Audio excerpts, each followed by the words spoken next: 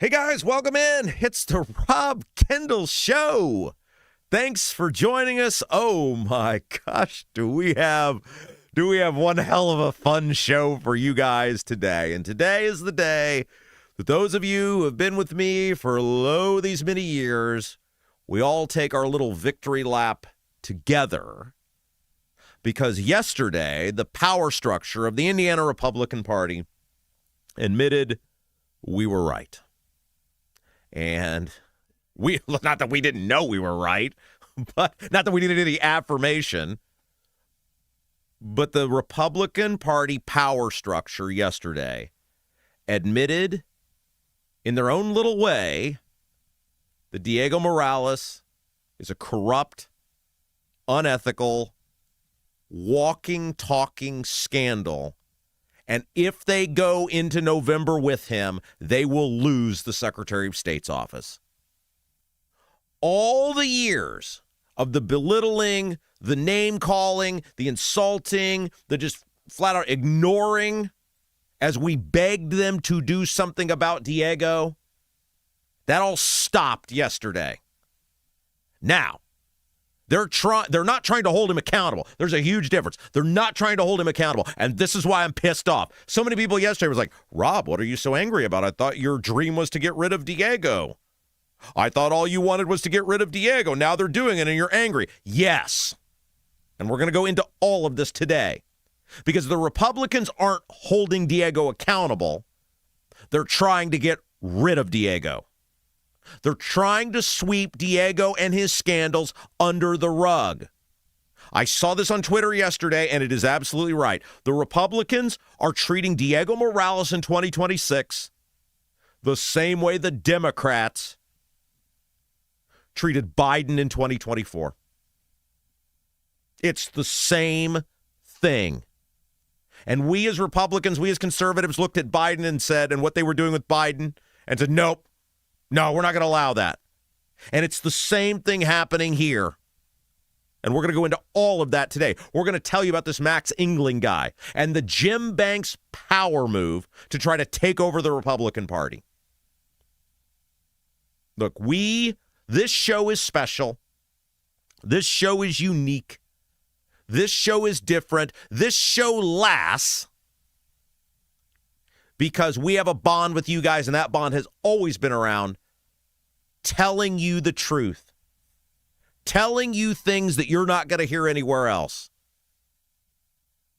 And then people walk, and this is why the radio show is so dangerous, and this is why this show is dangerous. Because they know when people hear it, they go, damn, he's right.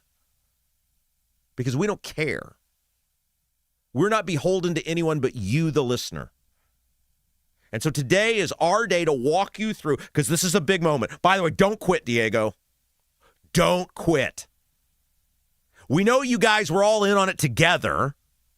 At the very least, the Republicans completely turning a blind eye to all the crap you were pulling. Don't let them force you out.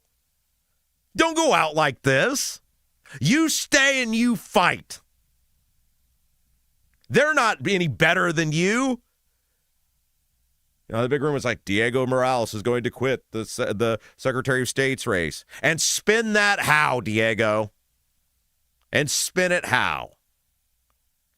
The Republican Party, the Republican power structure, they made Diego. They knew what he was. The last meeting I had with Braun, part of that was him acknowledging, when I was still naive to think, hey, these guys, like, they're going to do something about this, right? When I still had some hope that Braun was a decent human being. He acknowledged in that meeting what Diego was and said they were going to take care of it. It's being addressed. Well, of course, nothing's been addressed. Jim Banks, who is orchestrating the Max Engling run, endorsed Diego. We'll read you Banks' endorsement here in a little bit. The hypocrisy of these people,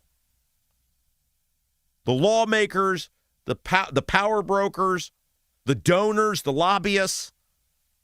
Now, my question is, because Morales is basically, in many cases, appears to be in bed with Sopranos-type characters. How does that work? Do the Sopranos, like, I don't picture on the Sopranos, when people get in business with the Sopranos, you notice there were never any, like, just, I don't want to do this anymore. I'm out. Right? Like, you never saw that on the Sopranos. Can Diego just say to his Sopranos-like buddies, well, I've had enough of this. I'm out. Yeah, that's right, Jason. There's only one way out. Does he get to just say that? Look at the people Diego Morales, and we've named some of them over the years. And you look at the resumes of some of these people and tell me if they wouldn't have fit in perfectly with Tony and Paulie and Bobby and Syl. Does Diego, can he just walk away? We've got so much to get into today, guys. Abdul will be with us. He's going to talk to us about his reporting that maybe, who knows? Look, this has been in motion from delegates for at least a couple weeks now on trying to find someone to get rid of, to run against Diego. But delegates aren't the power structure. Delegates aren't the deciders. The deciders decided time for Diego to go. Was it the Alina Cupsey story? Was that it? By the way, where is Alina Cupsey, the deputy chief of staff for Diego Morales, former deputy chief of staff for Diego Morales, who, according to reporting from Abdul, and Abdul will go into some more detail on that coming up here in just a little bit, appears not to have been a citizen of this country. Where is she? Why won't Diego address it? Was that the last straw? Is that what it took? I'm pissed off because the Republicans still aren't holding Diego accountable. And we're going to talk about specifically some of the things they said yesterday. They don't want Diego exposed. They don't want Diego held accountable. They don't want to publicly reveal who paid for the trip to India. They're not calling for an accounting of where Alina Cupsey is, whether she was a citizen of this country, what she did, how she got that job from Diego. They're not doing any of that. They're treating Diego the same way the Democrats treated Biden. Oh, he's wonderful, he's marvelous, but for the good of the party, For the good of the party, it's time for Diego to go. Well, if he's a good guy, why would, for the good of the party, it be time for Diego to go? And then they, of course, anoint this Engling kid who not only did he get smoked when he ran for public office a couple of years ago, got smoked in his delegate race a couple weeks ago. They've made him out to be the next Reagan, the greatest freedom fighter since the guys who stormed the hill at Iwo Jima. He's a viable challenger. That's why we're changing. Viable challenger, he couldn't even win amongst his neighbors. Even his neighbors who know him best were like, no, pick 5. He couldn't even be one of the top 5 on his delegate race. He ran for Congress and got smoked. What's viable about this guy other than Banks said it? You know, the thing that's frustrating is for all the BS Diego's pulled over the past 4 years, the Republicans, the power structure, the elected people, they're probably, if we're being honest, bigger BSers than Diego. Diego's an idiot. Everyone knows it. He's a moron. He's a figurehead. He's infinitely stupid. Look, I remember when I first went into the State House, when I first went to work for the state auditor in the State House, and I've told this story before. There was a scandal going on that was known in the State House. Everybody was talking about it. I'm like totally naive. I'm like, well, why doesn't the other side like put it out there to the media? This seems like a big deal. And a very seasoned person in the State House told me, they said, you have a lot to learn. I said, yes, please open my eyes to this, because it's obvious. Like, the media would love this. He said, almost everyone in this building is dirty. Almost everyone in this building is dirty. And everybody kind of knows everybody else's dirt. And so this sort of unspoken rule is, as long as you keep it in-house, as long as you're not stupid enough to be brazen about it and make a headache for everyone, we generally protect each other. There's ways people go away. There's ways things get dealt with. Sometimes people you gotta go. But you don't get embarrassed. You don't get called out publicly. You know, you ever notice how convenient, like these ill-timed, like, so Representative so-and-so is retiring. Wow, that seemed kind of fast. Yes, he or she has had a long, distinguished career of public service. They've worked so hard for the people, they've worked themselves to exhaustion. And at their advanced age, he's 53. Yes, it's time for him to go. You really believe that? It's how it works. It's the mafia. Government is the mafia. But in the case of Diego Morales, he's such a moron, and he has zero self-control, and he's so entitled that he repeatedly does stupid things over and over and over again that the handlers can't hide it. Who the hell disappears to a foreign country for 10 days and thinks someone isn't going to notice? By the way, and I've never given full credit on this because we broke the India story. That was us, right? We talk about things on the other day that I don't normally break news unless I think nobody else is going to do it. We broke that India story. That was us. And a bunch of the information that came out in real time about India came from us. And I've never given credit to this, and she deserves it. You know who did a whole bunch of research on that and found a whole bunch of things that became very vital down the road? It was Casey. Casey took it upon herself to start digging and researching and found a lot of that stuff that still has never been explained, still never been accounted for. To this day, Diego, the Republicans, never owned up on any of it. And now, and this is why I'm angry, they're still not going to own it. They're still not going to say, you're right, Rob. Just last week, I wrote a column in the Indy Star saying if the Republicans nominate Diego, they will lose the election. Bai will win. Ballot will vote past the 10%. There will be a new political party with primary ballot access. What was their response? You guys saw it. See it on Twitter now if you want. They were awful to me. Liberal Indy Star. How far he's fallen. Well, apparently I didn't fall that far because as of yesterday, the Republicans said, yeah, that's right, he's going to lose. As of last week, they still were demonizing and vilifying me for pointing out the obvious that they admitted yesterday. That this guy is a walking, talking, never-ending scandal, and he gets more and more brazen about it by the day to the point that he's going to lose the office for these guys. And it appears it took a story about Diego Morales somehow allowing someone who appears to be a non-citizen to elevate to his deputy chief of staff, and her professional background appears to be doing something with the Pacers, the Fever, and the Miami Dolphins. Now, again, maybe there's some explanation on all of this. Diego won't give it, just like everything else that he won't give it.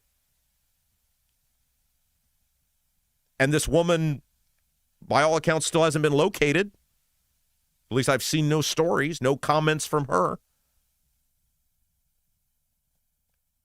Today is the day that we take our victory lap. That's one part of today. All of us. All of us take our victory lap today because we were right about Diego. But it's also about not letting the story go away. Because that's what the Republicans want, and that's what they're trying to do. They're never going to address who paid for India. Why? Because it's bad. They're never going to address the no-bid contracts that went to huge donors to his campaign. Why? Because it's bad. The $90,000 car, the hiring of family members, the using of state resources to create political commercials. This woman now. They don't want any of it addressed. They want to throw Diego out on his ass like a piece of garbage and hope he just goes away. And then hope you forget about all of it. Look, the new golden boy is here. Well, what qualifications does he have? None. What'd he do? He was a stooge for Jim Banks. I heard that guy, Max Engling, on Cats this morning. He sounded like he had all the enthusiasm of a hostage victim. Put him behind the curtain. I was like, really? That's it? This is your big opening salvo to the world? And you sound like you're in some insurance seminar? And of course, it's all the talking points. These guys, they're like made in a laboratory now. All the talk, and the talking points don't have anything to do with the office. Like they're still on this election integrity. Where is the lack of integrity in Indiana elections? Can anyone point me to any widespread or organized voter fraud that has taken place in this state ever? It certainly in the past 10, 15 years, but I'll just say ever. Our elections are safe and secure. How much money did Rokita and Diego spend trying to find all these illegals voting in our elections? And what they found one guy. But that's the talking point from this kid, because that's what he was told to do. The job of the Secretary of State is to be I saw Andrew Ireland. Max Engling will be America first. What the hell does that mean? He will be America first. That's not your job. They always want this to be some larger-than-life political save the republic type of person or candidacy. It's not. The job of the Secretary of State is to be an administrator of the will of the General Assembly. You guys say it, we do it. You guys make the rules, we enact them. That's it. It's supposed to be a boring ass, nobody knows what I do job. But that's not the culture we live in anymore. And now, because Diego is so bad, they've got to try to paint this kid. And look, I met the guy, I think, one time, maybe twice. He was at an event for Micah when Micah was running for lieutenant governor. I remember talking to him at that in Noblesville. And maybe I met him one other time. I don't know. I may have messaged with him a couple times. I don't recall. Seems like a nice enough guy, but this is ridiculous. Acting like this is some savior swooping in. And then all of the people, and we'll talk about it today, who are lined up with Diego, who are on board. Diego's great. Diego, I can't wait to read you the bank's endorsement of Diego. And with no shame whatsoever, now they're like, well, that was because there was no viable challengers. Well, David Shelton's a Knox County clerk. He's an elected official in the state of Indiana. That's not viable. He actually administers elections. Well, there were no viable challengers. Now there are. This guy who is a stooge for banks, who when he ran for public office last time got absolutely smoked and then just got rejected by his own neighbors in a delegate race, that's the viable challenger. But the guy who actually has won public office and administers elections, he's not.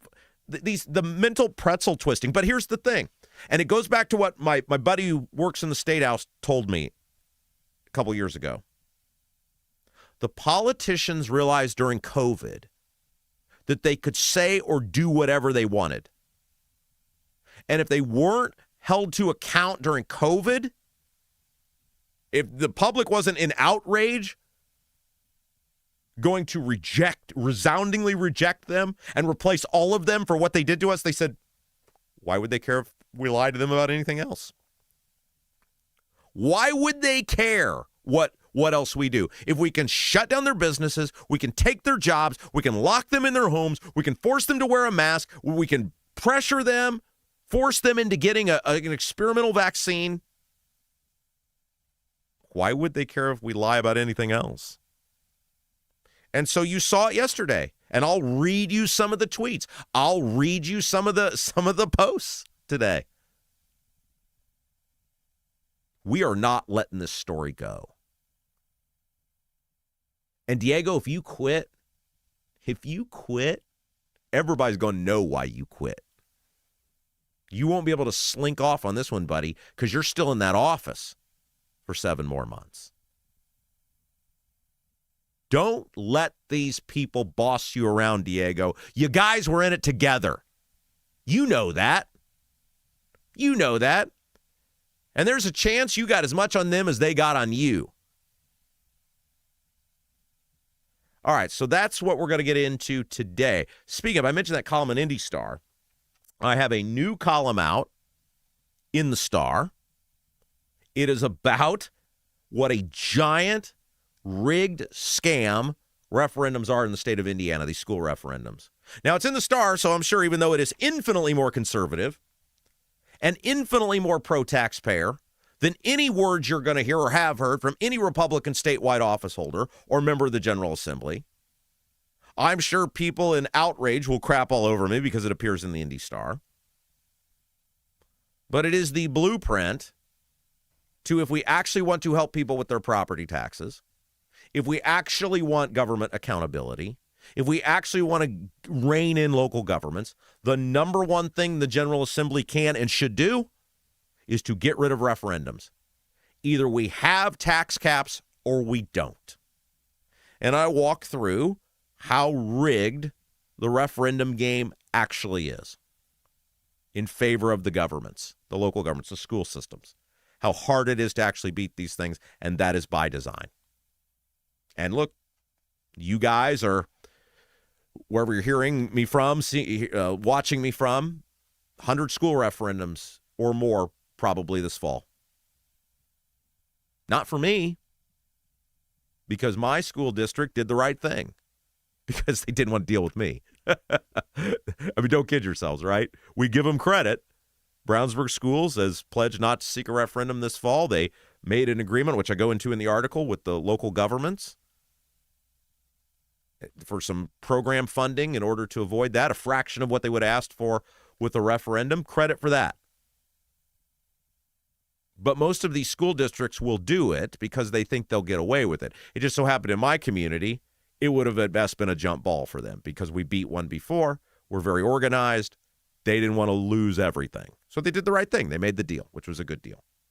But read that article today, guys, in the IndyStar, IndyStar.com, about these referendums, about how rigged they are, about how, look, referendums are for lazy, uncreative school administrators and school board members who believe they're entitled to unlimited amounts of your stuff.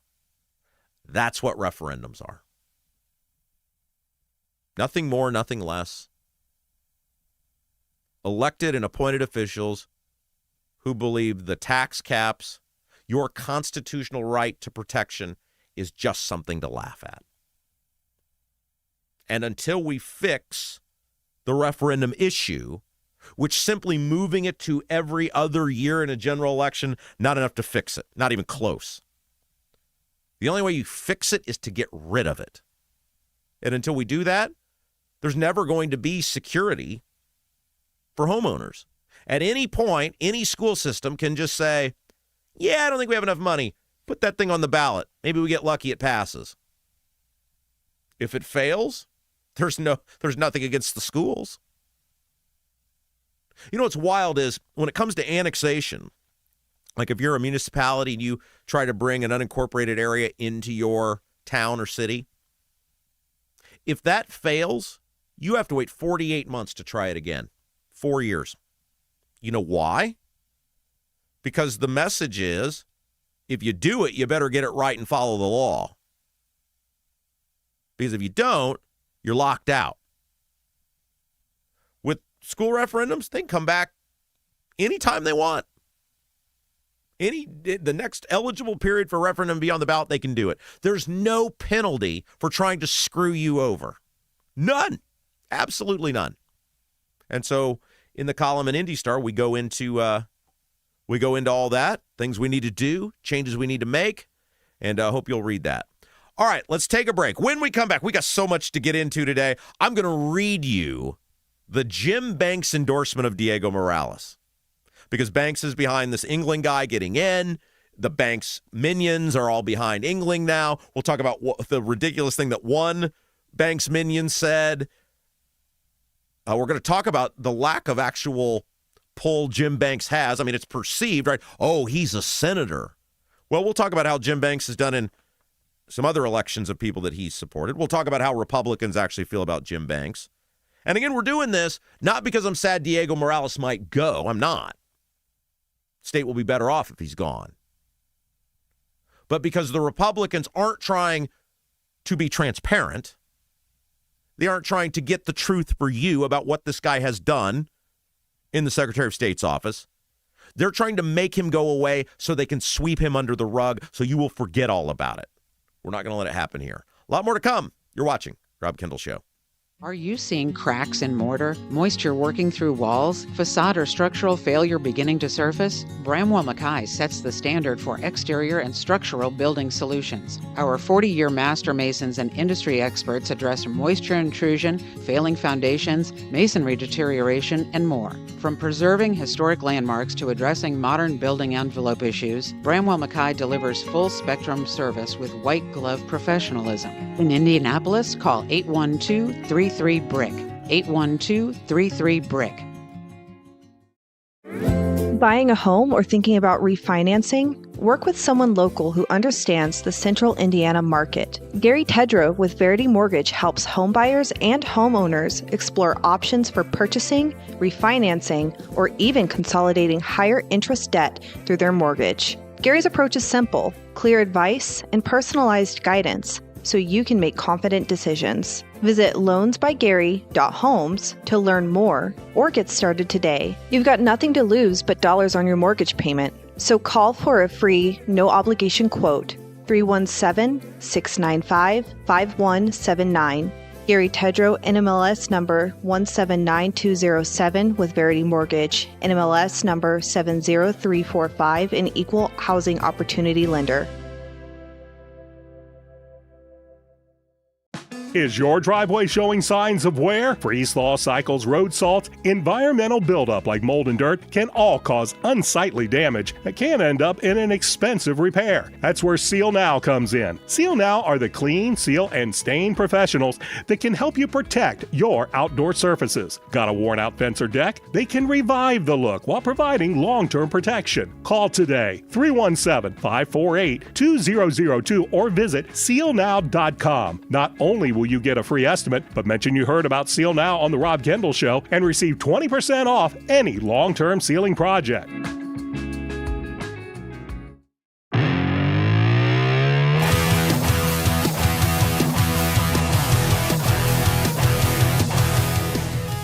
Hey guys, welcome back. Rob Kendall Show. Boy, we got a lot to get to today. Here in just a moment, I'm going to read you this Jim Banks endorsement of Diego Morales, because the great thing is the internet's forever, and even though they want to just wipe it away, well, these people were all behind Diego until, well, yesterday morning. But before we do that, a couple of housekeeping items. If you haven't done so yet, please like our feed right here on the YouTube. If you're watching live or on demand, give us that thumbs up. That really helps us grow this show. If you do it during the show, that helps us even more. Hit that thumbs up. We got a little pattern here to what we ask you guys to do. And by the way, if you're new, which I have a feeling we have some new people coming in today, welcome. It's great to have you with us. I hope you stick around. We call it like, share, and subscribe. Thumbs up, that's the like portion. Share the feed. Facebook, Twitter, whatever you got. You can share the YouTube feed. You can share if you're one of our great on-demand listeners on Apple, Spotify, all the major platforms. And we don't give those people enough love. There's a lot of people out there that watch and listen, and thank you if you're one of those people. Wherever you're listening to us from, share the feed. Let people know. All of this incredible growth that we have had has been organic. We're in our 12th week, and all of this incredible growth has been organic. It's been because of you guys pushing this out. People are craving this great local content. They're not going to get anywhere else. Indiana news, politics, and government. Share the feed. Facebook, Twitter, whatever you got. And the third step is subscribe. If you haven't done so yet, wherever you're hearing us from, whether you're watching on YouTube, listening on Apple, on Spotify, please subscribe to our channel. We call it like, share, and subscribe. We have a website. It's called robkendallshow.com, robkendallshow.com. If you haven't checked it out, we've got awesome articles each day around some of our favorite segments. You can go back and read those. And two things of note over at robkendallshow.com. Link to tickets for the live show. They're going fast. June the 27th, live show, Mad Hatter Comedy Club and Event Center in Greenwood. It's going to be an awesome evening out. It's a celebration of you guys, our incredible audience. A celebration of how we have grown this show, how it's expanded, the influence, the listeners. It was funny, yesterday there was of course, now the gang up is on me because all these politicians are now coming at me because I'm not kissing Max Engling's ass, going, oh, thank God the boy wonder's running. And I was fighting with one state rep, and then another state rep joined in on the conversation. See, these reps, they will not acknowledge Diego. It's all about how great Max is. Well, we got to hang on to the office. Let's talk about the idiot currently in there. They don't want to do that. They do not. When you watch these people post, they may briefly mention what a great guy Diego is or not at all. That's what they're doing, exactly what they did with Biden. They're treating Diego the exact way the Democrats treated Biden. The cover-up is on. That's what they're doing. Remember with Biden, oh, well, he can't walk off a stage. He's staring off into the abyss. He forgets people's names, or he makes up stories, or he's saying words that don't go together, or he's slurring, or, the vast right-wing media conspiracy. Biden's great. He's never been sharper. And then one day, well, really after he couldn't speak at a debate, in a unified, uniform voice, it is time for Joe Biden as much as we love him, to leave the Democrat primary. It is time for Joe Biden to concede that he was, while an incredible patriot, maybe not the man he once was. It is time for him to drop out. And then he just dropped out. They so pushed him out, they let him speak night one of their convention. After everyone had gone to bed, Grandpa, get out there. Shoot him full of LSD or whatever we got to get him on to get him out there. Okay, 15 minutes. Thanks. Goodbye. That's what they want to do at Diego. After 4 years of covering for this guy, now they're like, oh, he's got to go. But they won't acknowledge why he has to go. The same way they wouldn't acknowledge why Biden had to go. Wait, if he's so sharp and everyone loves him, why has he got to go? So one of these state reps got in while I was fighting with another state rep, and they always try to do the thing. See, these people show you what they actually think of you. Because the thing now is, well, ever since Rob got let go from IBC, he's just bitter. No, Rob's happier than he's ever been because I can come in here every day and talk about the things I want to talk about. Well, he's just mad he lost his influence. That's the other one they throw out there all the time. You're irrelevant. That's the other favorite. You're irrelevant. Well, I'm relevant enough that you feel compelled to come on here and tell me how irrelevant I am. And my response to there was a state rep was, on average, I have over 180,000 minutes listened to me each day on this podcast. 180,000 minutes consumed of this show every single day. We did the math one day on the air. On IBC, it was probably roughly 300,000 minutes. So we're not there yet. We've been at it for 12 weeks. We're not there yet. We've been at it for 12 weeks. He didn't respond to that. 180,000 minutes of listening consumed here each day. Why? Because people love this program just like they love the old program, and the brand loyalty is off the charts because people are sick of the politicians. They're sick of what's going on right now with Diego Morales. Everything just getting swept under the rug. They see it and they're sick of it. So it doesn't matter where we broadcast from. But anyway, I forget where I was going with all or how I got on that. But the live show, June the 27th, Mad Hatter Comedy Club, Event Center, Greenwood. Get your tickets now. They're going fast. It's a celebration of you guys. That's where I was going with it. It's a celebration of you guys and making this program so powerful in just 12 weeks. Making this program a difference maker in just 12 weeks. And it grows every day, and it grows every week. And it's because of you guys. So get those tickets now. Come hang out with us. We're going to burn the house down. June the 27th, Mad Hatter Comedy Club in Greenwood. All right, before we get to banks, let me tell you about one of our fabulous sponsors. Tomorrow is Friday, and this weekend, maybe you're thinking about something different for dinner. If that's you, make the trip to see my friends in Brazil, the Honeysuckle Hill Bistro. Look, this place is a little out of the way. I get it. Brazil's a little bit of a trip. The drive is beautiful down 40, though. I love driving down 40 to Brazil. And once you get there, it's outstanding. The restaurant, located on the water, outdoor seating, patio seating. It's the perfect evening away. Outdoors, outside, calm, quiet. You can breathe. Great opportunity. And the food, unbelievable. They have all sorts of great menu options. They call it Hoosier Grub. It's down home, made from scratch food. They call it Hoosier Grub. You see the menu, just Google Honeysuckle Hill Bistro. But if we make a suggestion, they suggest the hand-breaded Hoosier tenderloin. They think it's the best in the state. Try it, let them know. And while you're there, you got to stay for dessert. All the pies, made from scratch. Down-home food made with love. The restaurant is literally in the home of the owners, Andy and Jody. They're so Hoosier hospitality.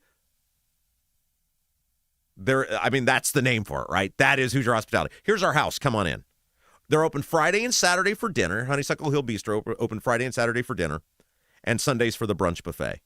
Check them out on the web, Honeysuckle Hill Bistro via Google, or call 812-443-3003 for reservations, 812-443-3003. 3003. Okay, so let's get back to what's going on with Diego.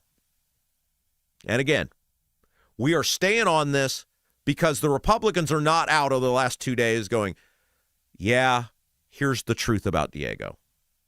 Here, we found out who paid for India, not that they already don't know, and it's bad. We found out the truth about what's going on with this woman, Elena Cupsey, who, according to Abdul, and Abdul will be with us next segment, appears to have been a non-citizen of this country who somehow elevated to the title of Deputy Chief of Staff and now has seemingly disappeared. It's not about exposing the truth for the taxpayers. Now, again, if there is some explanation on this Elena Cupsey woman and Abdul has something wrong, Diego needs to come out with that. That's important that we know, or she can come out with it and clarify. But the Republicans are not trying to get you the truth or be transparent. They're trying to make you forget. That's what they're doing here. And one of the things they want you to forget is how all of them have been all in on Diego until yesterday. And this is the architect. The architect of this is Jim Banks, Indiana senator. Banks sees himself as being president of the United States someday.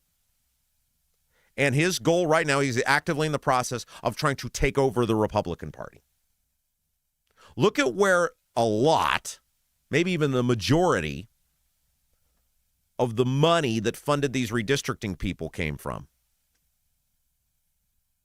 It came from a dark money group that has close ties to Jim Banks. That's where the money came from, these groups, these nonprofit groups.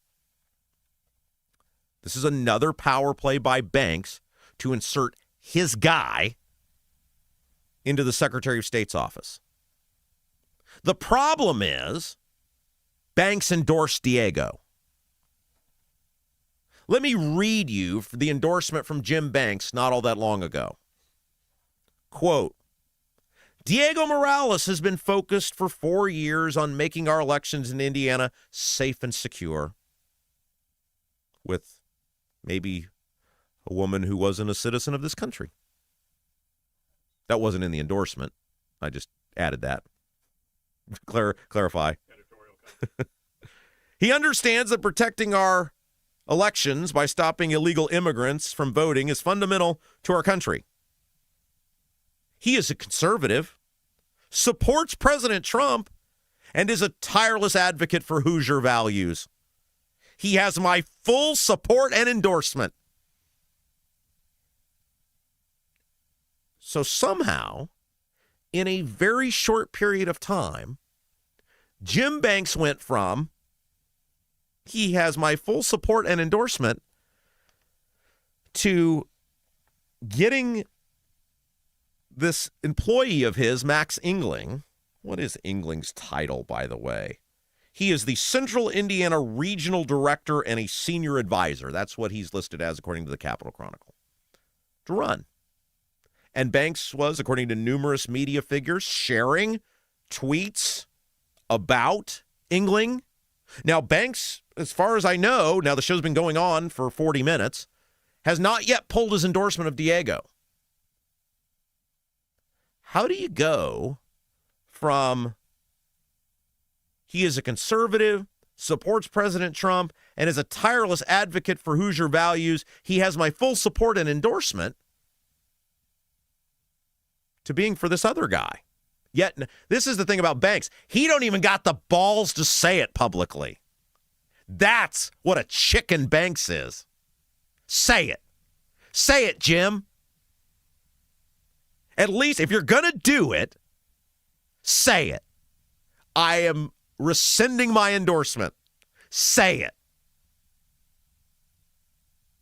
I thought he was this big, tough military guy. Is that how you do it in the military?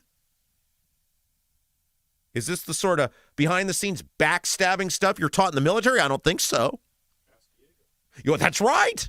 We should ask Diego. By the way, has anybody ever seen a picture of Diego in any sort of military engagement other than that one headshot? Has anybody ever come out and said, I served with Diego Morales in the military? Ever? Anyone? I've asked that question for years, and I got called all the names for asking it. Anybody ever seen a single photo of Diego Morales engaged in any sort of military duty other than his headshot that he posts all the time? Has anyone ever come out and said, yeah, I served with Diego for 6 months or a year. This was our tour. This was where we were stationed. This is what we did. Anybody? Ever? Ever? What's changed, Jim Banks? You big chicken. Anytime we say the name Jim Banks now, we should probably have to follow it up with bark, bark, bark, bark, bark, bark, bark. Because if you're going to pull the endorsement and tell us why. What did you learn, Jim? How did we go from he's a conservative, supports President Trump, and is a tireless advocate for Hoosier values, he has my full support and endorsement, to you propping up and tweeting out and supporting this Engling? What changed? Is it, the only thing that's changed in the past day or two is the Alina Cupsey story. Is that it? You knew about the trip to India when you made the endorsement. You knew about the brother-in-law. You knew about the $90,000 car. You knew about the no-bid contracts to donors of his campaign. You knew about the campaign commercial using state resources, or at least you should have. Oh, don't forget. That's right. See, Diego gets a free pass on this one, and he shouldn't. When Micah Beckwith went to the NBA Finals with a high-profile known felon who went to federal prison for bribery. Nothing weird about that, right? Lieutenant governor accepts a lavish gift from a guy who went to federal prison for bribery. And his actual record, this guy reads like a CVS receipt. That was just the most high-profile one. Because Diego's pulled so much shit. I've given Diego a free pass that Diego was there too. Diego was there with Micah. That's small potatoes compared to the other stuff Diego's pulled. Micah's never been able to tell a consistent, coherent story how he got there. Diego hasn't either. Think about this, guys. The number 2 and 3 elected officials in our state were at the NBA Finals, the most prized ticket maybe in the history of our state. Very expensive tickets. With a high-profile known felon who went down for bribery. And other than me, nobody said a word. Certainly not Jim Banks. Knew about that, didn't you, Jim? What was the final straw, Jim? What is it? After 4 years of all of this, it was all fine until, I guess, yesterday or the day before. What's changed? If Diego is indeed a tireless advocate for Hoosier values, is that Hoosier values to accept lavish gifts and hang out and pal around with a high-profile known felon who went down for bribery? Are those Hoosier values? Is that Hoosier values, Jim? What changed? Let me tell you what one of Jim's stooges said, Carlin Yoder. Carlin's a former state senator. He lists himself as Trump's Indiana state director. And it's no secret, Carlin is looked at running for a U.S. Senate against Todd Young. I put this out yesterday. This is how bad all of you people are.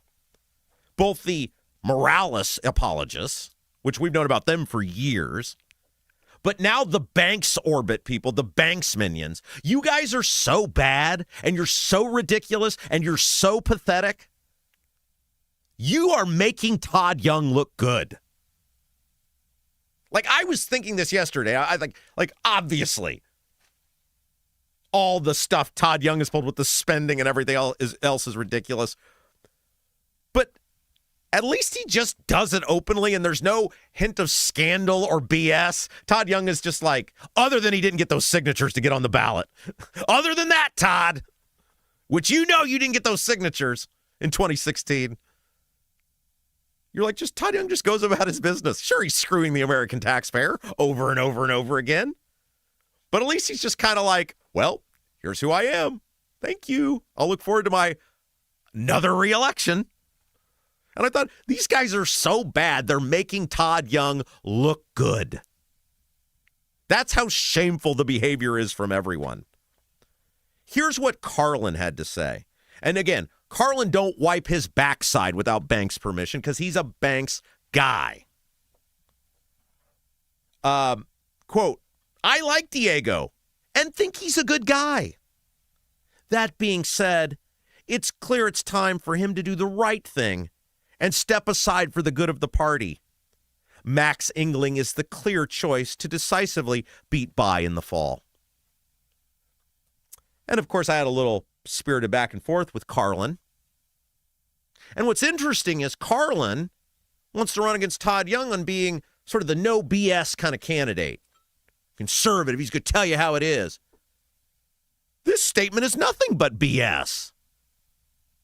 So I asked Carlin on Twitter and couldn't get a response, so I'll ask him here too. Maybe you guys can ask him. I like Diego and think he's a good guy. Really, Carlin?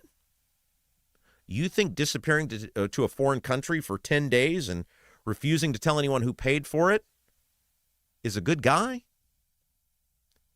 You think palling around with high-profile known felons is a good guy? You think using taxpayer resources for your campaign commercials is a good guy? I mean, again, you guys don't need to repeat all these things. It's ridiculous. What's a good guy about Diego, Carlin? And if you think he's a good guy, why is it the right thing? Why is it time for him to do the right thing and step aside? Why would that be for the good of the party? If Diego's a good guy, Carlin. Look, you might as well just light the Carlin Yoder U.S. Senate campaign on fire. This guy's a wussy. I want to say something else. But since I already had one profanity in here, I'm not going to do two.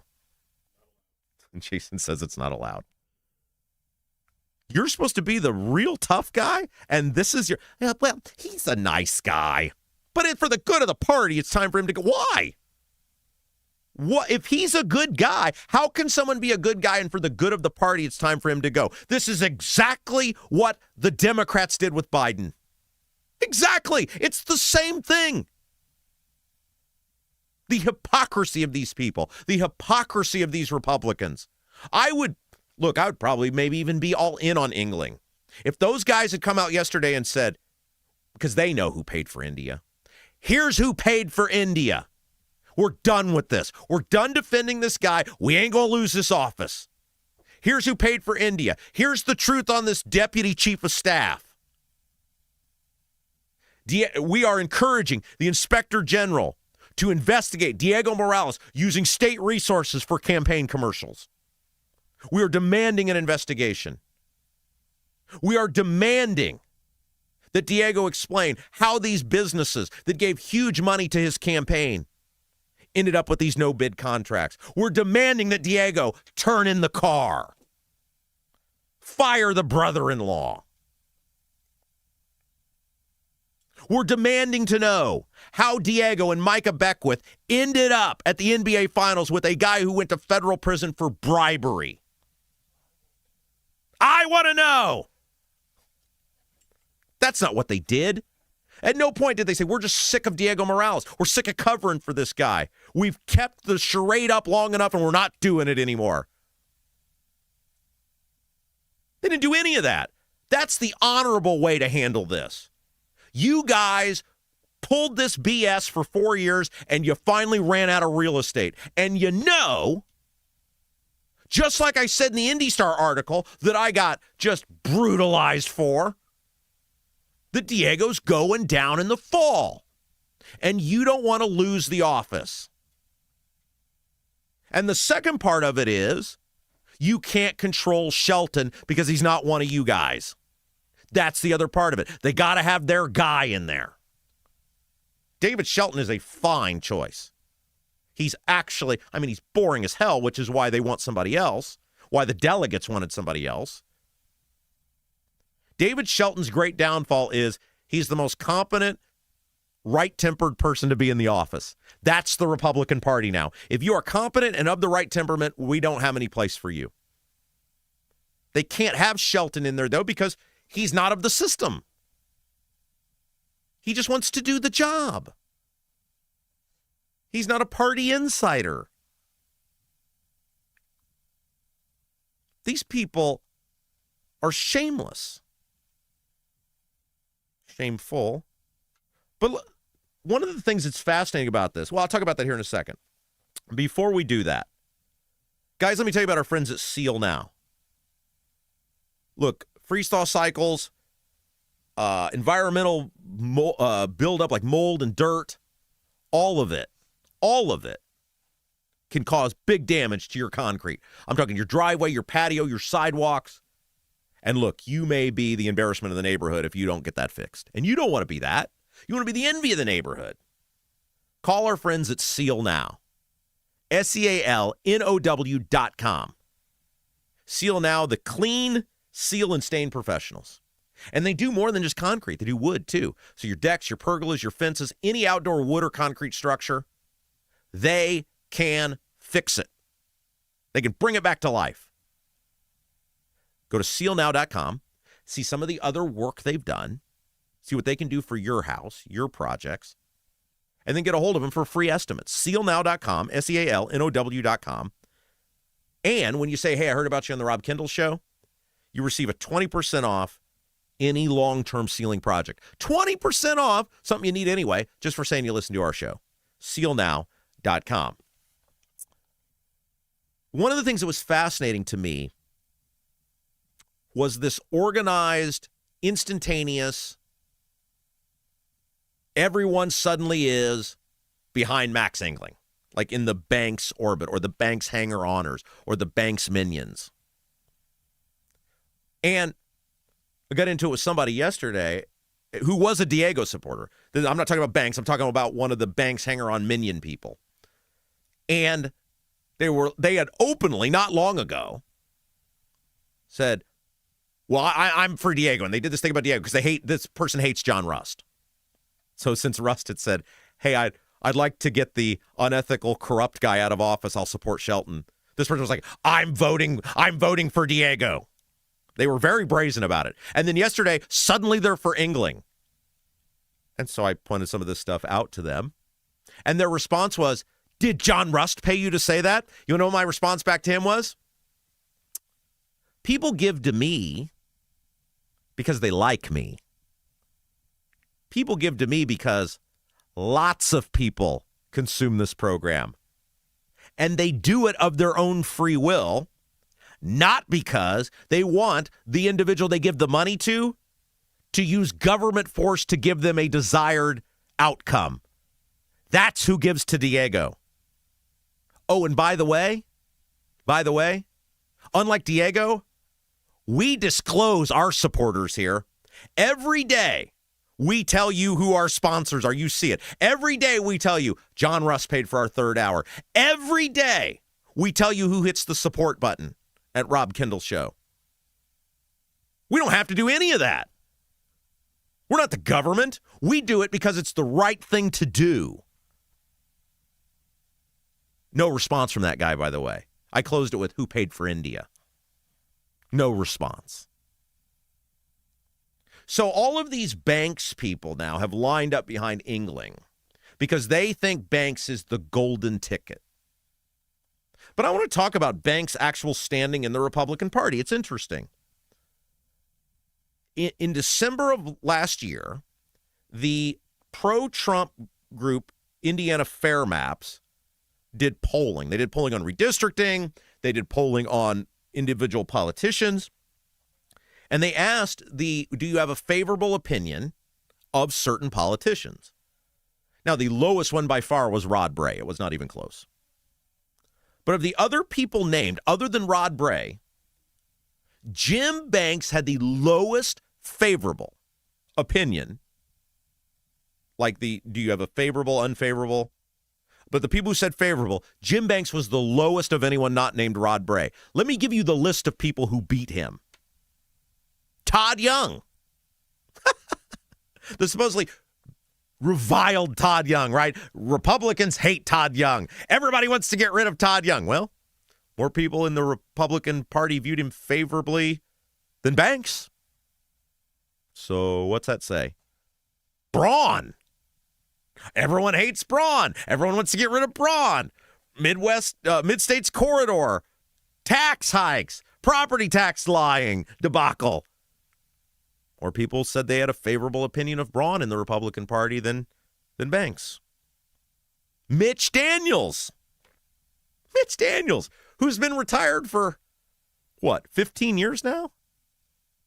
Mitch Daniels. By the way, other than Donald Trump, Mitch Daniels had the most amount of people say they had a favorable opinion of him inside the Republican Party. That's why Banks was so afraid of him in 2024. Remember when Mitch Daniels was considering running for U.S. Senate? And before he had even made a choice, Banks and his people started sending out these just horrible things about Mitch Daniels. That's what they do. They don't want competition. That's why they got Rust kicked off the ballot. They don't want competition because competition means you have to own a voting record. Jim Banks, other than with 42% people saying that a favorable opinion of him, had the lowest rating of any Republican in the survey, not named the pro tem, Rod Bray. I almost had a Daniel Elliott moment there. I'm not letting it go two shows in a row. Trump, overwhelmingly, it was like 82%, had a favorable view of Donald Trump in the Republican Party. So it's not like, even though Banks presents himself as this, it's not like he's some end-all be-all. Let's talk about Banks endorsements or people Banks supports and how they've done in recent elections.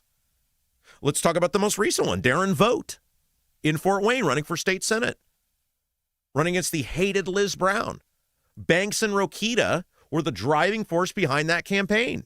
And look, I would have loved for Liz Brown to have gotten defeated. Unfortunately, I guess the people of Fort Wayne don't have that great of an opinion of Jim Banks because as of right now, Vogt is losing. I hope the recount works out in his favor. I hope the Jim Banks endorsement didn't drag you down to the point you lose. I hope for our state, I think that would be great to get rid of Liz Brown. But right now, that's not looking good.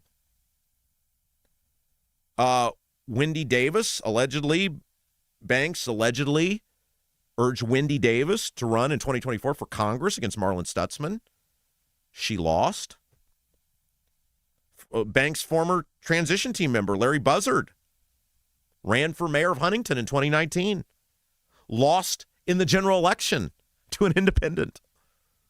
It's back when Banks was a congressman. So it's not like people have now just anointed. Well, Banks said, so what? You think all the people who are for Shelton, all of these people who are for Shelton based on his government competency, they're just going to be like, done? Over? We're out? I mean, the guy's been running for a year. People who are for Shelton are for Shelton because of his government competency. That's what he ran on. That's what he does. He administers elections. Those people aren't just going to Banks said, oh, okay. Nobody knows who Engling is. And when you've got a Republican senator who, according to the pro-Trump, pro-redistricting survey that came out in December, only has a 42% people have a favorable opinion of him, that's not some automatic needle mover. That's why Diego, don't get out. Whatever you do, stay in. Don't get out. They want this to go away. They want this to stop. They want the Diego scandal bleeding to cease. And here in a little bit, we'll talk about Engling and how he's been anointed the golden boy, despite getting trounced in the only election he's ever run in. Well, I mean, he lost his delegate race, too. Look, again, guys, Jim, because I know he'll hear this and his people will hear this. Come clean about Diego.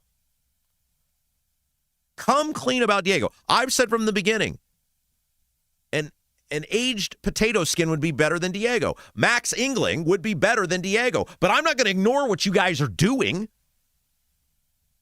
I'm not just going to accept whatever you throw at me just because, well, it's not Diego. I know what you're doing. If you guys come clean on Diego and publicly tell the people what's going on, what's went on, and why you're doing this now, then okay, great. No problem. We're all finally being honest. Maybe there'll be some justice for the 4 years of crap Diego's pulled. I'd also like an apology for being right, and now you're doing exactly what I said to do. That's all I want. The truth and an apology.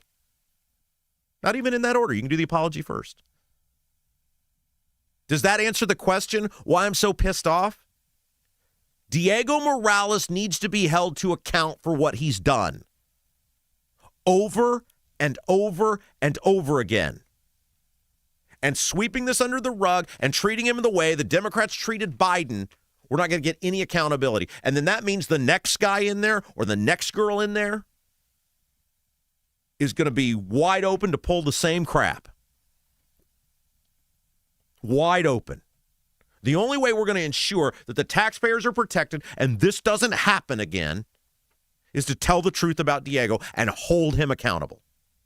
And the people who facilitated. Look, I don't think Jim Banks was involved in any shenanigans with Diego. I don't think that for a second. I think he knows. I think he's known exactly what Diego is, and I think he endorsed him because the party said we're standing behind him. And now, for probably a bevy of reasons, they've said we can't do it anymore. I'm sure they've got internal polling. I'm sure it matches exactly what I said in the Indy Star article. Now, for what it's worth, I talked to a couple people close to Ballard yesterday. They don't seem to think whether it's Engling or Diego, it hurts them at all. Look, I know guys are spinning or whatever, right? They don't seem worried at all. I was pleasantly surprised at how calm these guys were about this.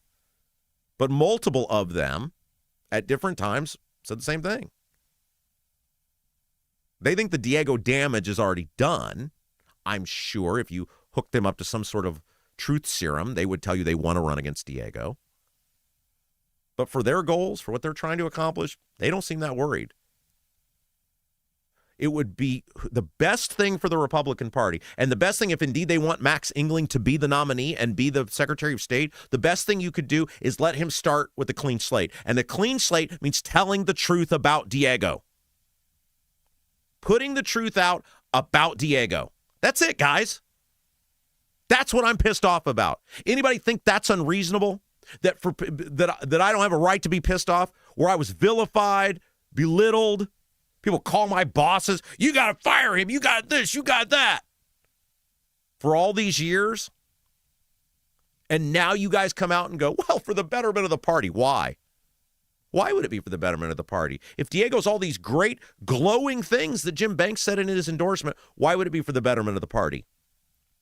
If we want that office to actually work for Hoosiers and start with a clean slate, the only way that's going to happen is to tell everyone the absolute truth about what Diego's done and hold him accountable.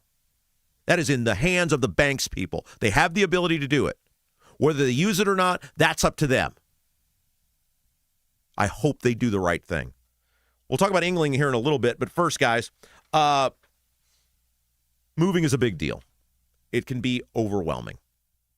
And whether you're buying or selling or both, you need an advocate in your corner that is there for you. That's what they do. Their job is to fight for you, get the most for your house, and put you in the best new place to live. That's where Lauren Wilson, realtor with At Properties, comes in.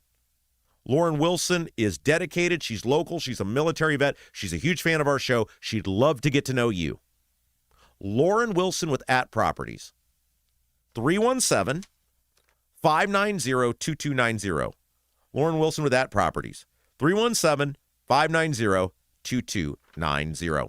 Okay, Abdul is going to join us when we come back. We're going to talk about his reporting on this deputy chief of staff that appears disappeared and it appears may not have been a citizen of this country. We'll talk about that when we come back. You're watching Rob Kendall Show. Right now, everything's expensive. That includes things you need around the house. If your water heater, water softener, or well pump goes out, or even if your toilet stops working, you could be looking at a major expense. Don't let your next call to a plumber break the bank. Call John at Black Sheep Plumbing. John is a Hoosier lifer who takes pride in and stands behind his work. That's why all basic services and repairs with Black Sheep Plumbing come with a 2-year parts and labor guarantee, with water heaters having a 6-year parts and tank guarantee. Call or text Black Sheep Plumbing for all your needs today and speak directly with John, the owner. 765-315-7558. That's Black Sheep Plumbing at 765-315-7558. Hi, I'm Lauren Wilson, Realtor with App Properties. I would love to get to know you. I know that buying and selling a home is a really big deal. You need a plan in place so you can succeed. And that's where I come in. If you are buying, let me help you find that perfect home. And if you are selling, let me help you find that perfect buyer. Look, we're all Rob Kendall Show fans here. That's why I'd love to get to know you. I'm Lauren Wilson, Realtor with App Properties, an Army veteran and a Hoosier through and through. Call me at 317-590-2290, 317-590-2290. Is your driveway showing signs of wear? Freeze-thaw cycles, road salt, environmental buildup like mold and dirt can all cause unsightly damage that can end up in an expensive repair. That's where Seal Now comes in. Seal Now are the clean, seal, and stain professionals that can help you protect your outdoor surfaces. Got a worn-out fence or deck? They can revive the look while providing long-term protection. Call today, 317-548-2002, or visit sealnow.com. Not only will you get a free estimate, but mention you heard about Seal Now on the Rob Kendall Show and receive 20% off any long-term sealing project.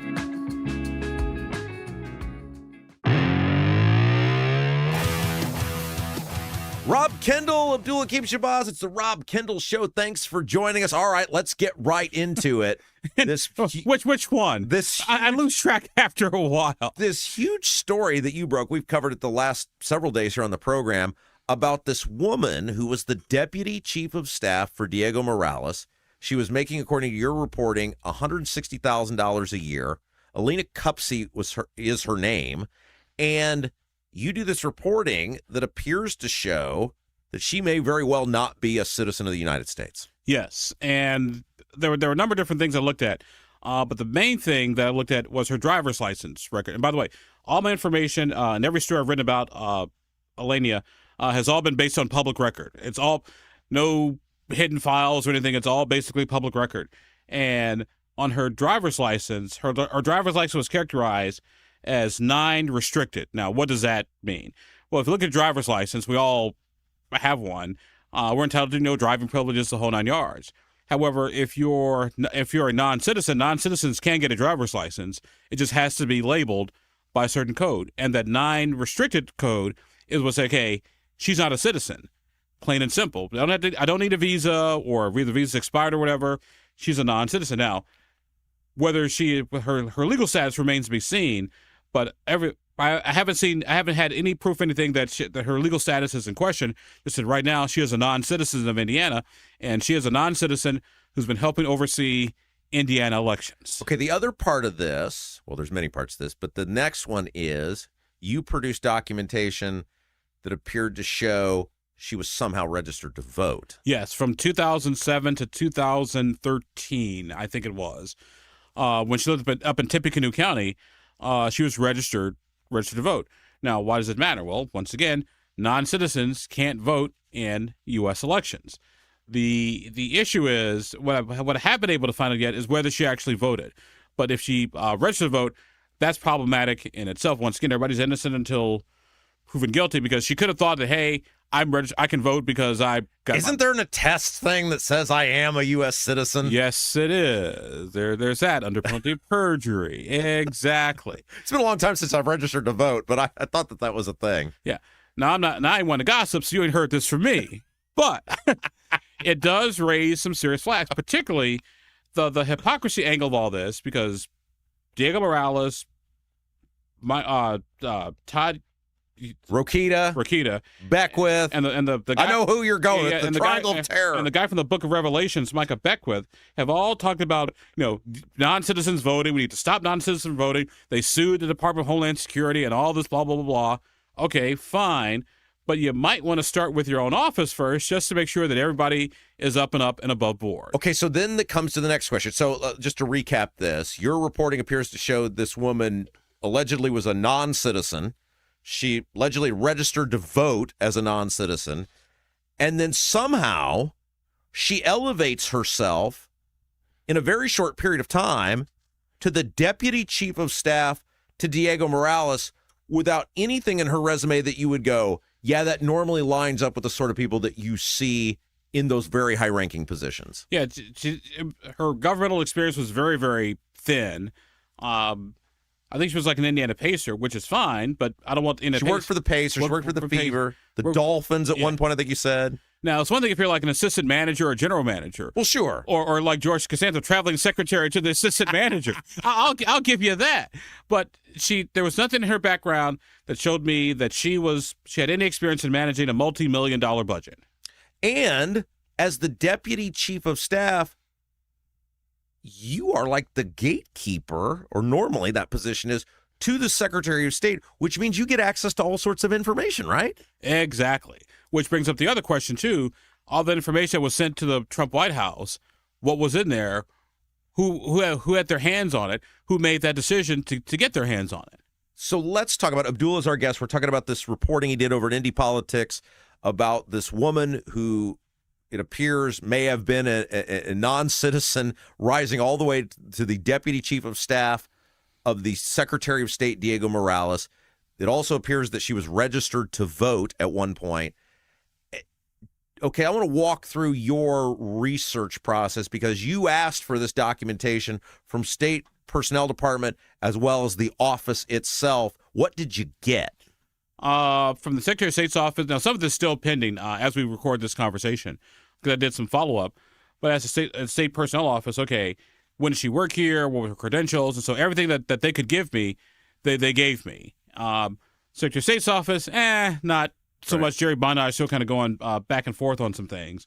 But at the end of the day, it was abundantly clear that this woman had no business anywhere near the Secretary of State's office in an administrative leadership capacity. Has anybody heard from her, to your knowledge? Is she still in the country?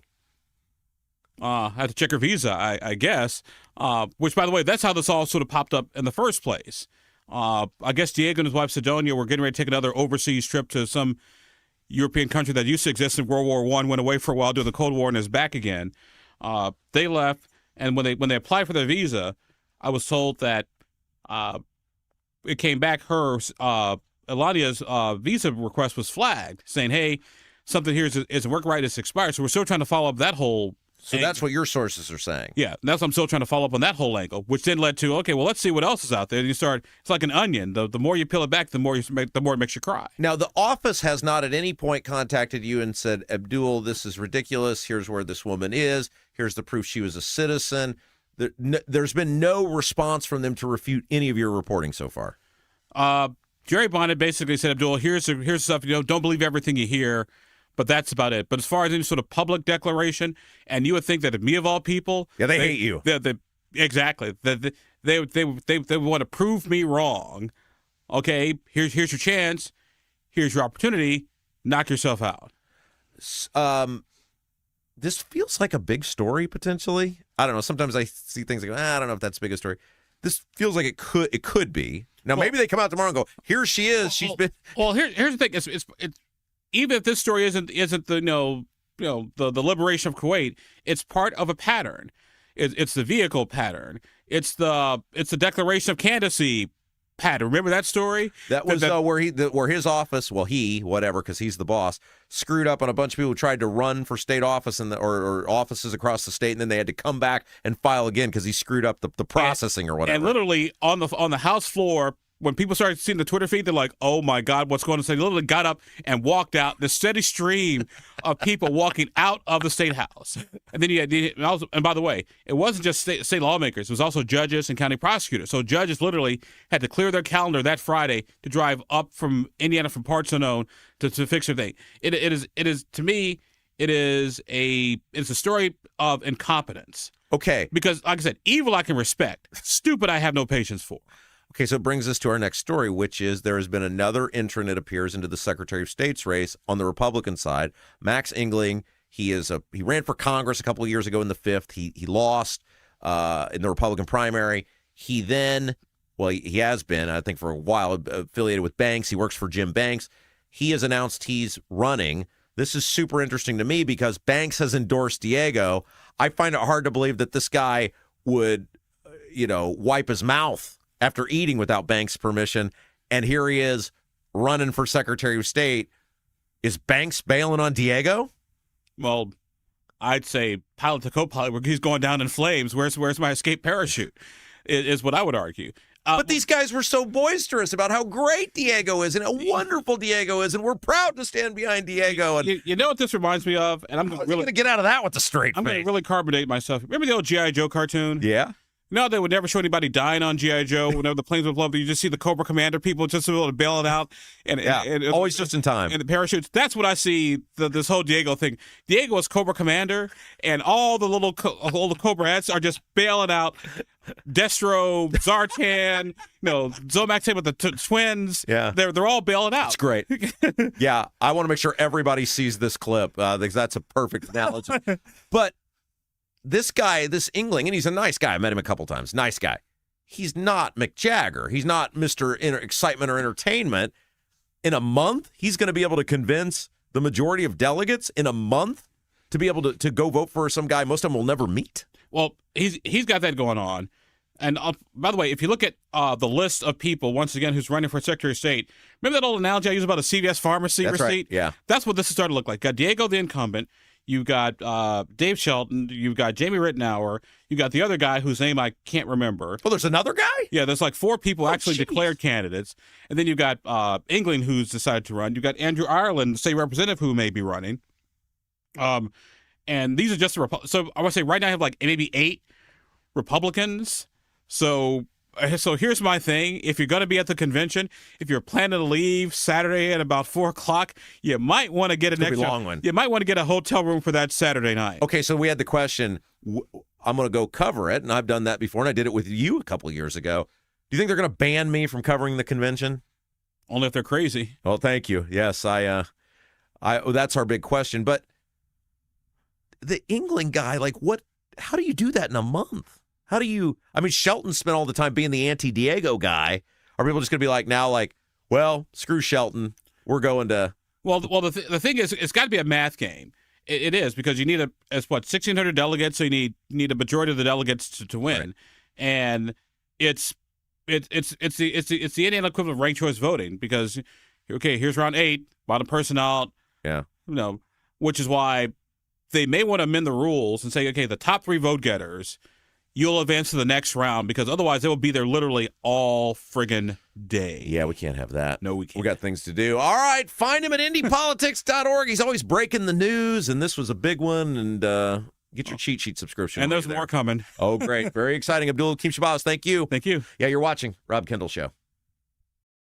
Is your driveway showing signs of wear? Freeze-thaw cycles, road salt, environmental buildup like mold and dirt can all cause unsightly damage that can end up in an expensive repair. That's where Seal Now comes in. Seal Now are the clean, seal, and stain professionals that can help you protect your outdoor surfaces. Got a worn-out fence or deck? They can revive the look while providing long-term protection. Call today, 317-548-2002 or visit sealnow.com. Not only will you get a free estimate, but mention you heard about Seal Now on the Rob Kendall Show and receive 20% off any long-term sealing project. Are you seeing cracks in mortar, moisture working through walls, facade or structural failure beginning to surface? Bramwell Mackay sets the standard for exterior and structural building solutions. Our 40-year master masons and industry experts address moisture intrusion, failing foundations, masonry deterioration, and more. From preserving historic landmarks to addressing modern building envelope issues, Bramwell Mackay delivers full-spectrum service with white-glove professionalism. In Indianapolis, call 812-33-BRICK. 812-33-BRICK.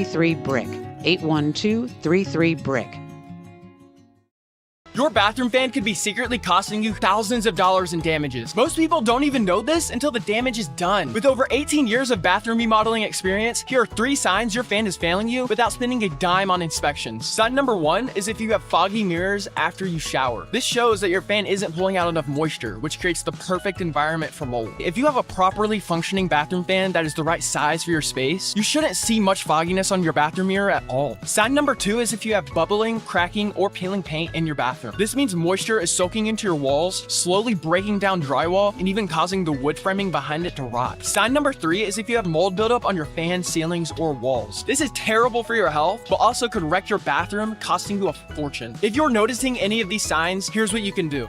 Call Vent Savvy today at 317-300-4434. That's 317-300-4434 and mention Rob for a free attic inspection.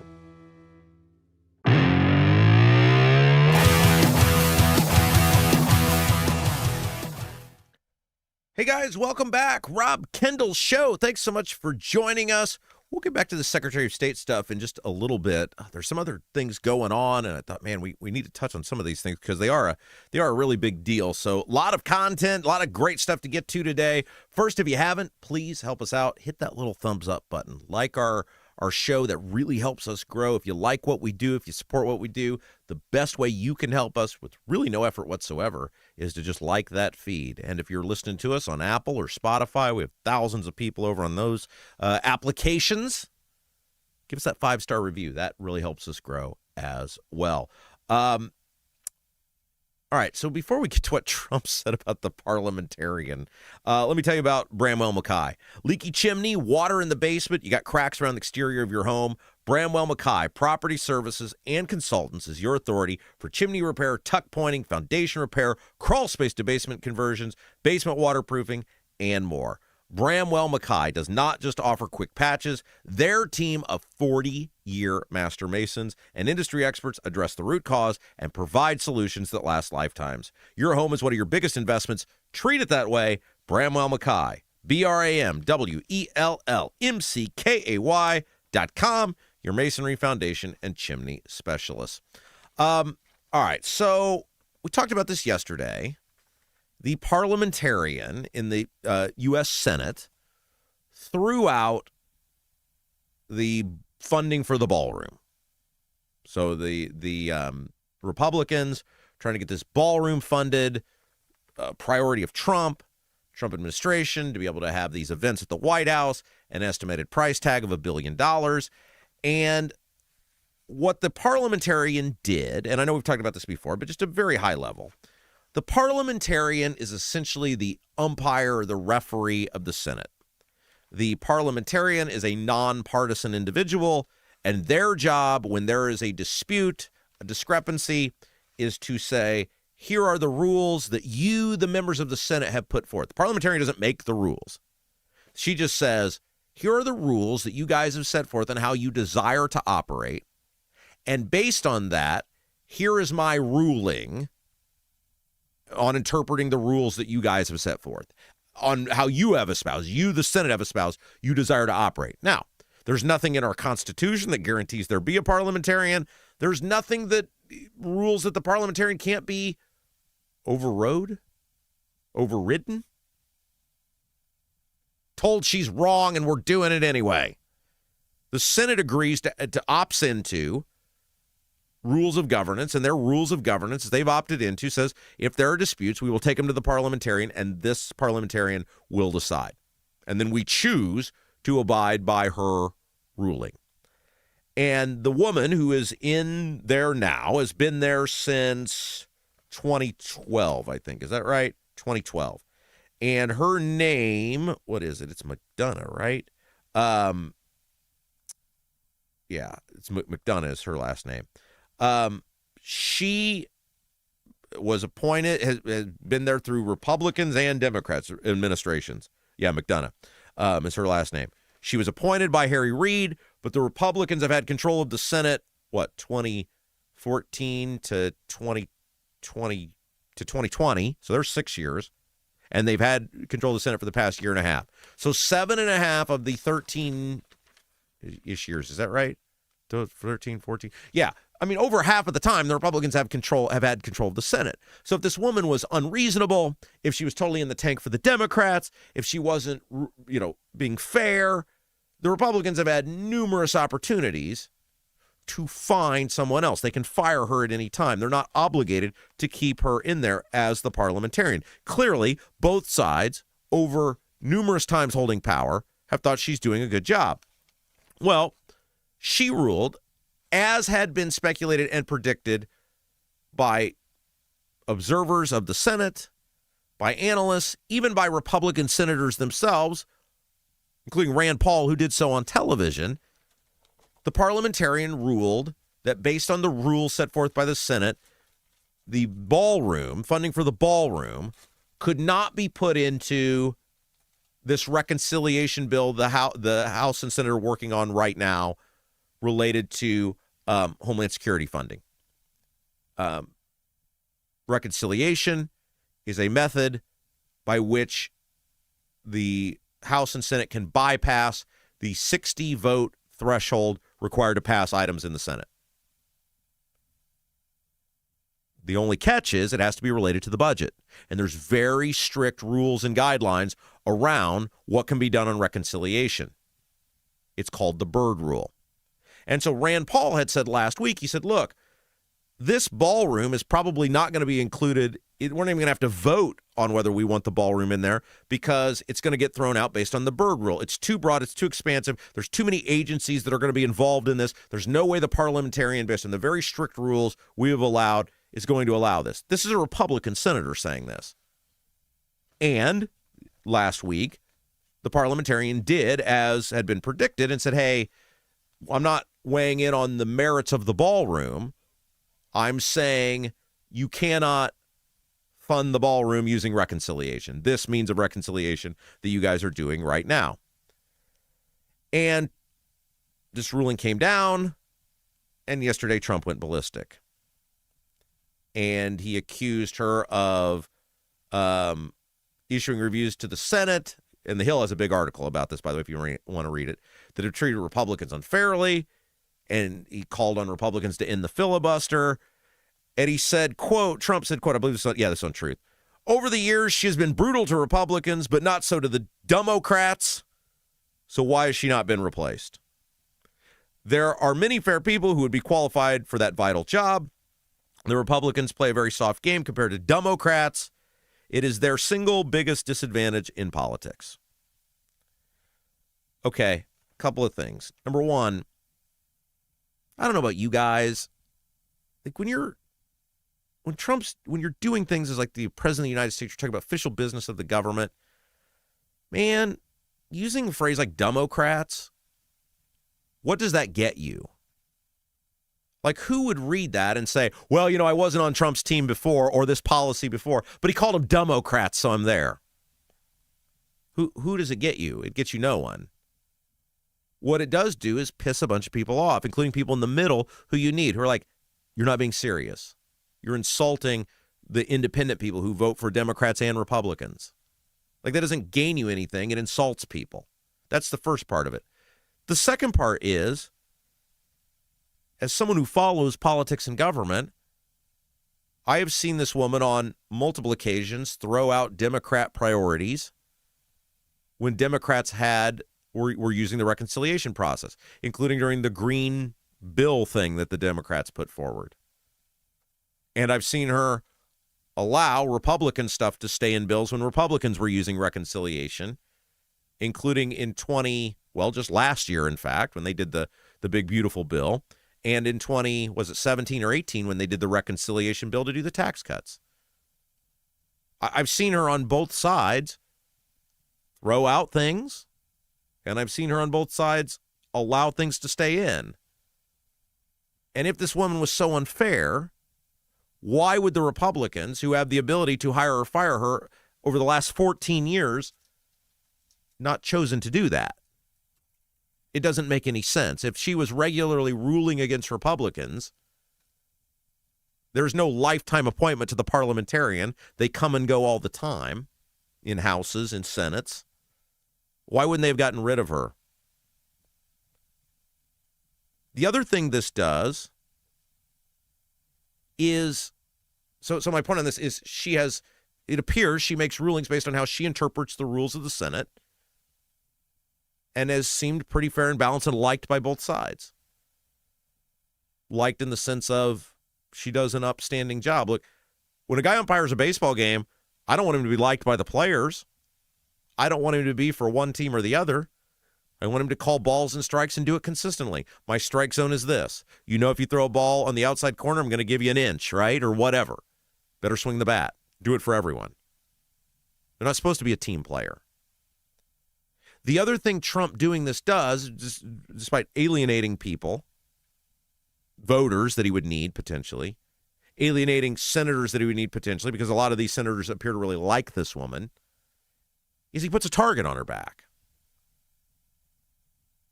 He puts a target on her back. This is a appointed job. It's a nonpartisan position. She's repeatedly been approved and supported by both parties.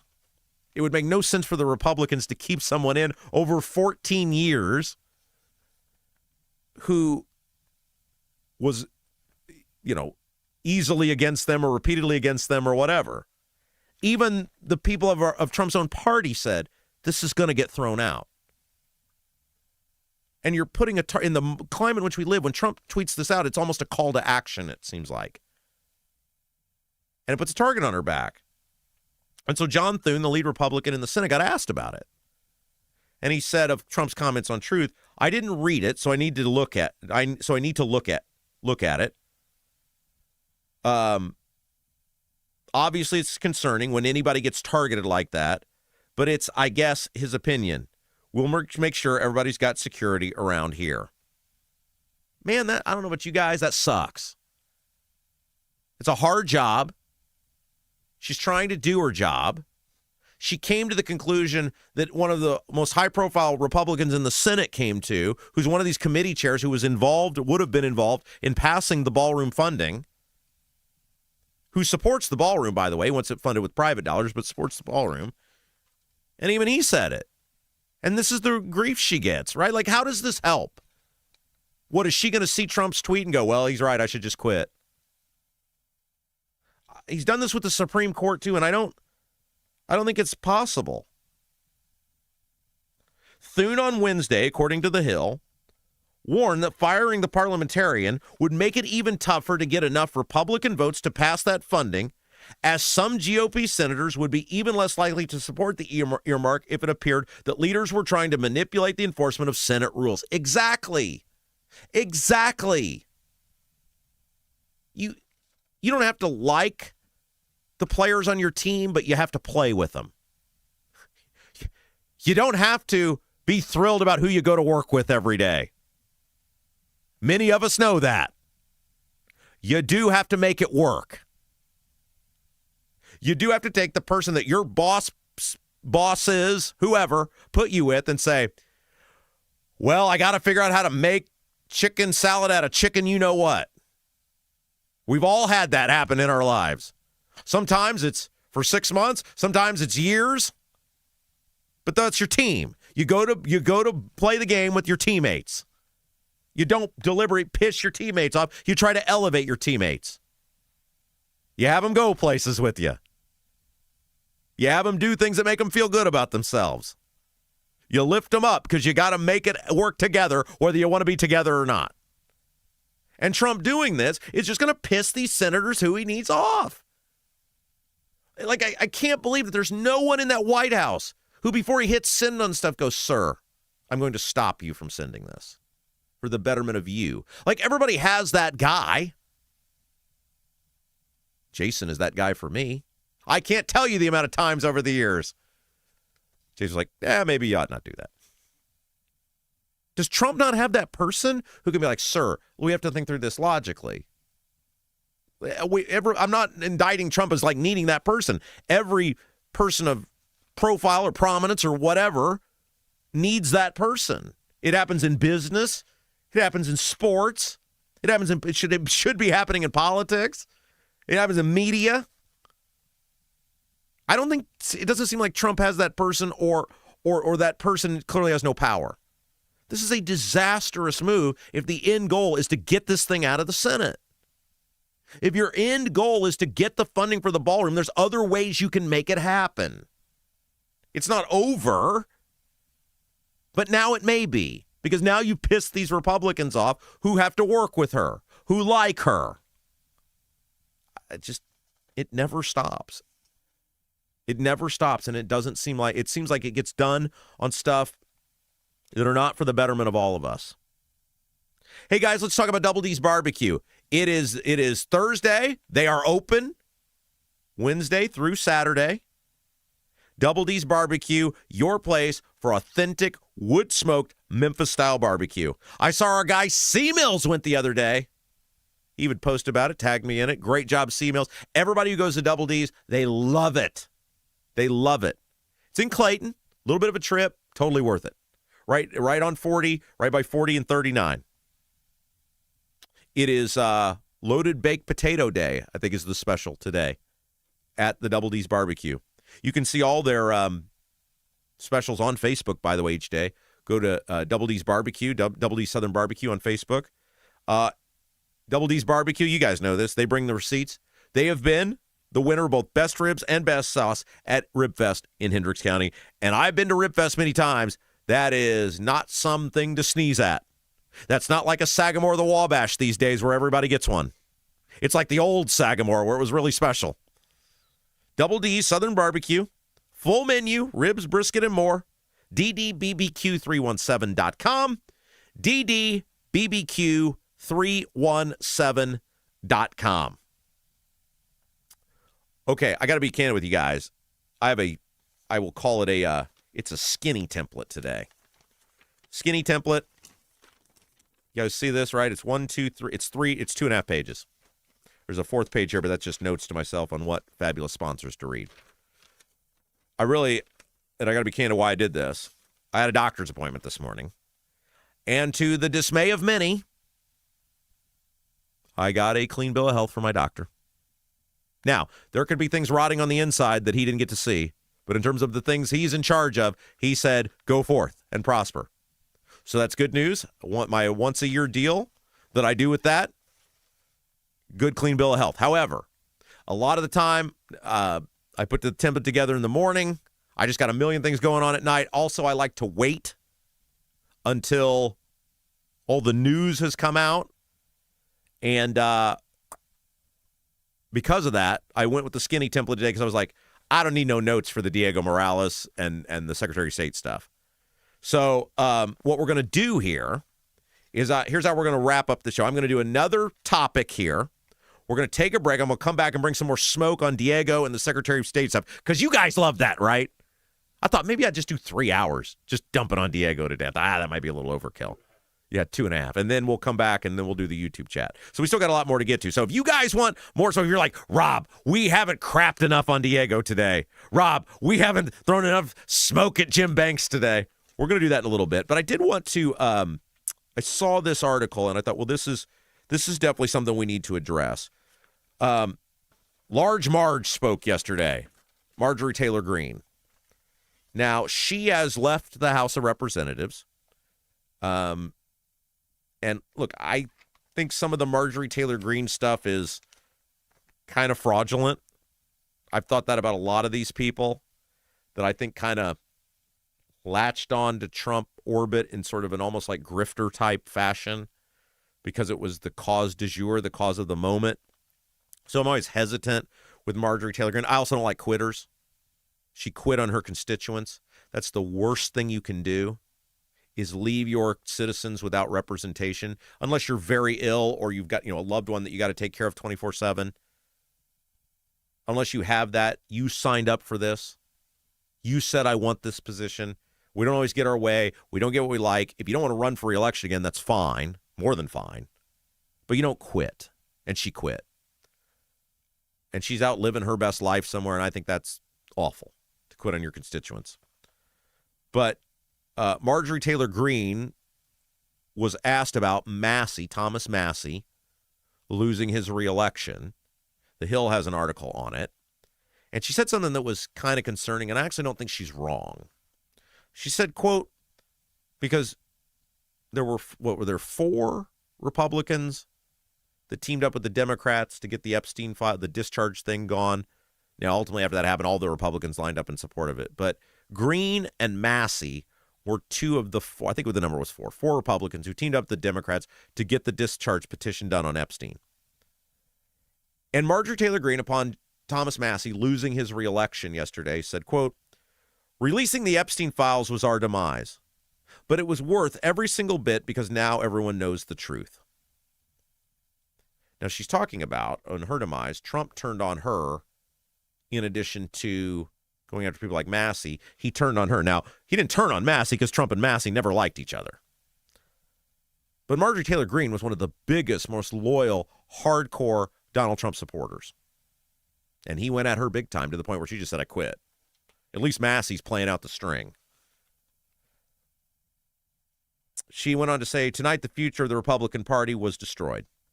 Now, look, she doesn't like Trump anymore. I get it. And she likes Massie, so, she's not an unbiased observer.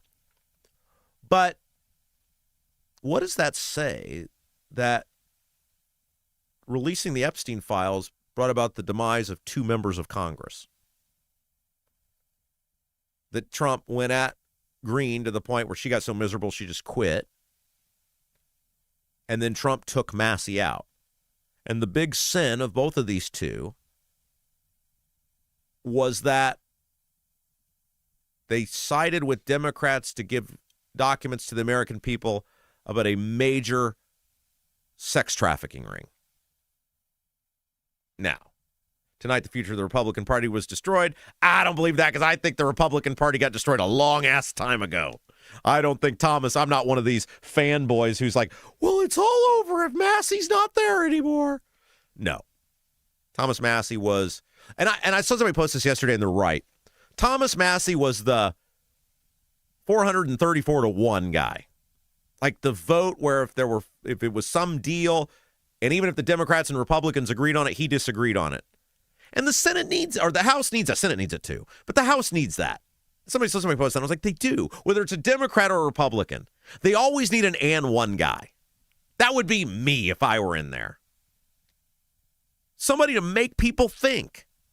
Somebody to be the contrarian. Somebody to take the other side of something. Somebody to make you think about things you hadn't thought about before and or ways you hadn't thought about it. We need an and one guy on either side of the aisle. Kind of need an and 2. One for each party. And that's gone. That's gone. But I don't think it was the end of the Republican Party. I think the Republican Party's been gone for a long time. I think it's now been hijacked, what the remains or what was left. But I don't even know if anything was even left by, how like a defunct franchise will get rebooted? Like a movie from the 80s or 90s, and then you don't see it or hear it for, decades, and then all of a sudden, hey, they're making a new so-and-so. I don't even know if that is hijacking.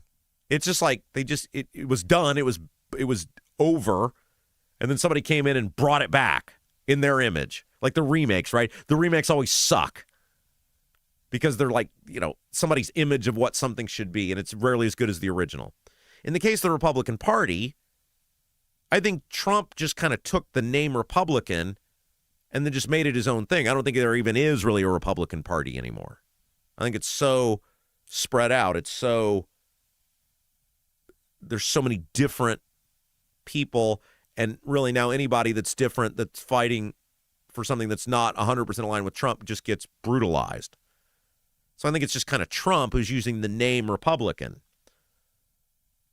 So I don't think the Republican Party got destroyed. I'm not one person who thinks I'm not a person who thinks one person ever is that big of a deal, whether I want them to win or not.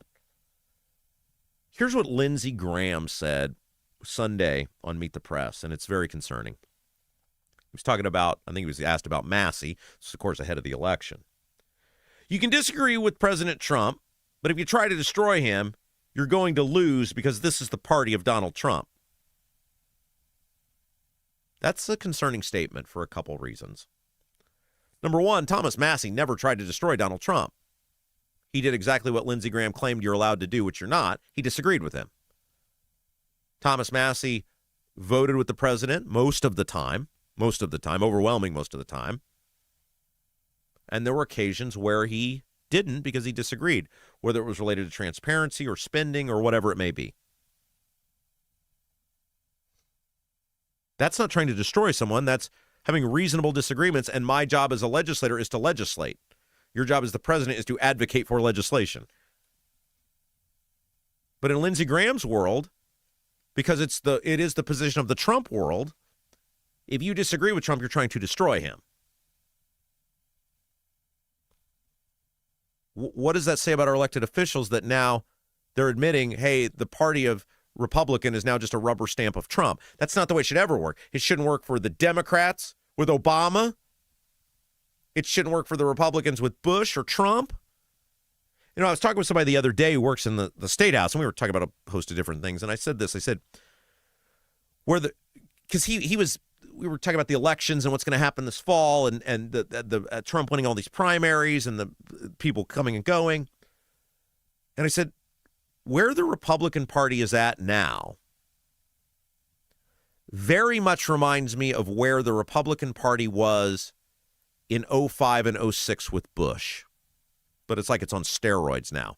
Remember that? Remember how, like, after, I don't know, kind of maybe a year, we figured out, maybe these foreign wars aren't all that great of an idea. Maybe invading the Middle East, maybe that wasn't all it was cut out to be. Maybe that was a bad move. You know, like after a year when you haven't found the weapons of mass destruction and now you got all these insurgents in Iraq and, you know, the government's in chaos and where all of these people are fighting and dying. And what really kind of turned it for me was when my friends started coming back. When people that I went to school with were coming back and I was talking to them about, hey, I want to cut through the media. What's going on over there? And I remember looking around and like I wasn't super into politics at the time. I was a voter, but not certainly like I am now.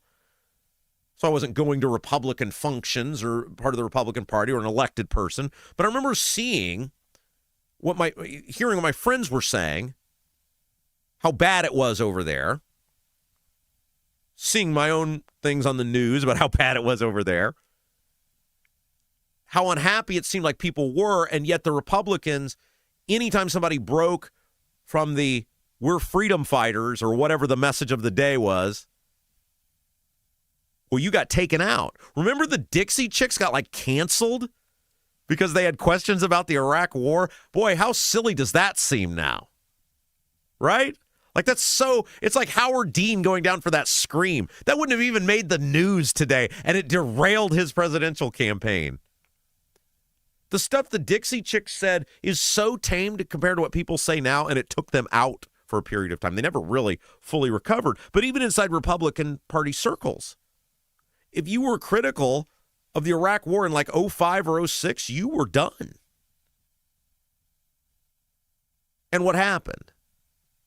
The American public, at their first opportunity in the general election of 2006, crushed the Republicans in the House and Senate because they said, remember the other day when I gave the analogy of the two trains moving on the track? There's a Republican primary train and a general election train.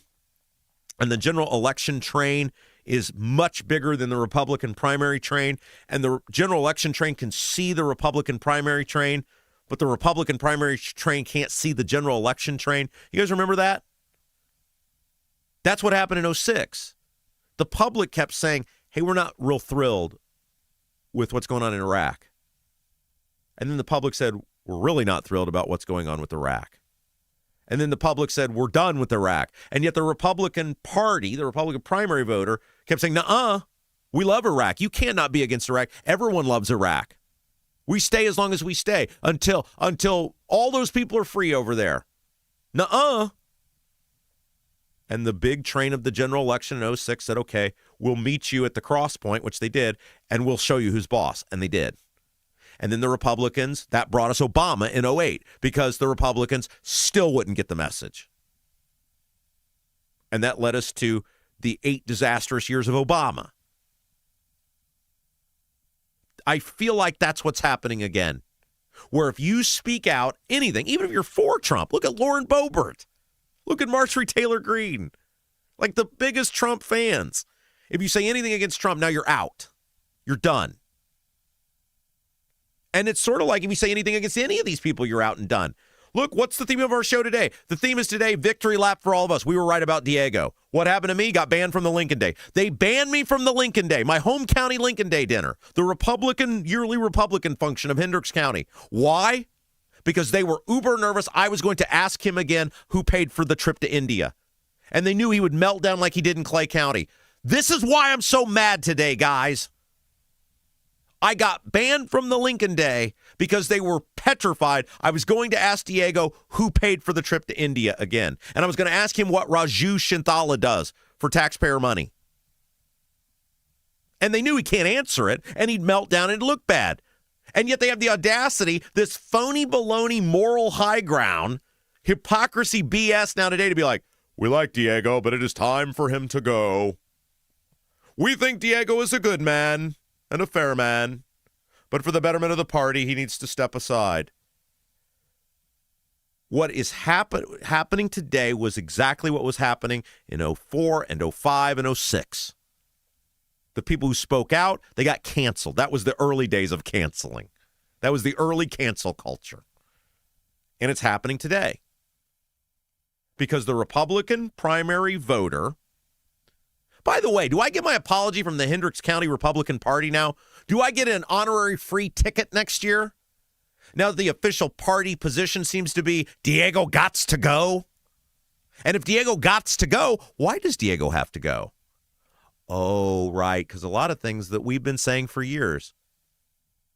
Do I get my apology now? The cancel culture is us. We lamented cancel culture when Obama was in charge. We lamented cancel culture in the early, when the liberals were taking these people out in 17 and 18. We do it too. I'm saying Republicans. We did it in 04, 05, 06. What happened? We got crushed at the ballot box. It's happening again. Even the biggest Trump cheerleaders, if you say anything against Trump, you're out. And here comes that general election train. Here it is over here. It can see the Republican primary voter. They can't see it. And it's coming and it's watching all of this. And it says if you're going to keep forcing Trump and Trump people on us, we're going to speak in the fall because the polling, every poll, including polling done by Republican pollsters, Trump-friendly polling groups, is showing it. People are fed up. Fed up. Okay, you got Massie. Congratulations. How does that make the government any better? How does that appeal to the independents? How does that appeal to people in the middle? Congratulations. You replaced one Republican with another Republican. What did you get? I know who you pissed off. I know who you made mad. I know the people that aren't going to vote for you now this fall in other races that you're going to need. I don't know. It's like the exact same thing that happened once before and it didn't go well and we're repeating history. Hey, buying a home or thinking about refinancing? Work with someone local who understands the central Indiana market. Gary Tedrow with Verity Mortgage helps home buyers and homeowners explore options for purchasing, refinancing, or even consolidating higher interest debt through their mortgage. Gary's approach is simple. Clear advice and personalized guidance so you can make confident decisions. Visit loansbygary.homes. Loansbygary.homes or call 317-695-5179 to learn more to get started today. You got nothing to lose but dollars on your mortgage payment. Call for a free no-obligation quote. 317-695-5179. 317-695-5179. Gary Tedrow in MLS number 179207 with Verity Mortgage in MLS number 70345, an equal housing opportunity lender. All right, let's take a break. When we come back, a lot more on Diego, a lot more on this Max Engling guy, a lot more on Jim Banks. Oh, we got so much to get to, guys. We're going to bring the heat when we come back. Nobody does Indiana news and politics and government like us. You're watching Rob Kendall Show. Right now, everything's expensive. That includes things you need around the house. If your water heater, water softener, or well pump goes out, or even if your toilet stops working, you could be looking at a major expense. Don't let your next call to a plumber break the bank. Call John at Black Sheep Plumbing. John is a Hoosier lifer who takes pride in and stands behind his work. That's why all basic services and repairs with Black Sheep Plumbing come with a 2-year parts and labor guarantee, with water heaters having a 6-year parts and tank guarantee. Call or text Black Sheep Plumbing for all your needs today and speak directly with John, the owner. 765-315-7558. That's Black Sheep Plumbing at 765-315-7558. Hi, I'm Lauren Wilson, Realtor with App Properties. I would love to get to know you. I know that buying and selling a home is a really big deal. You need a plan in place so you can succeed. And that's where I come in. If you are buying, let me help you find that perfect home. And if you are selling, let me help you find that perfect buyer. Look, we're all Rob Kendall Show fans here. That's why I'd love to get to know you. I'm Lauren Wilson, Realtor with App Properties, an Army veteran and a Hoosier through and through. Call me at 317-590-2290, 317-590-2290.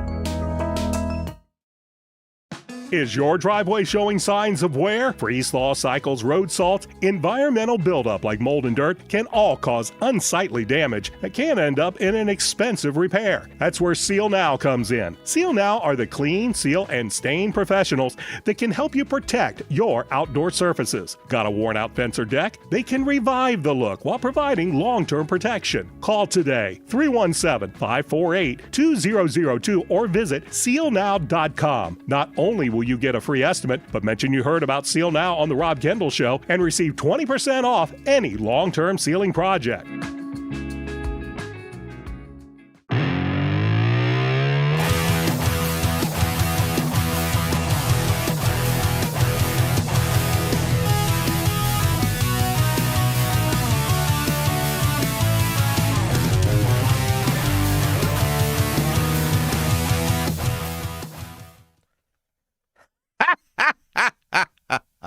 These people, you people, you are shameless.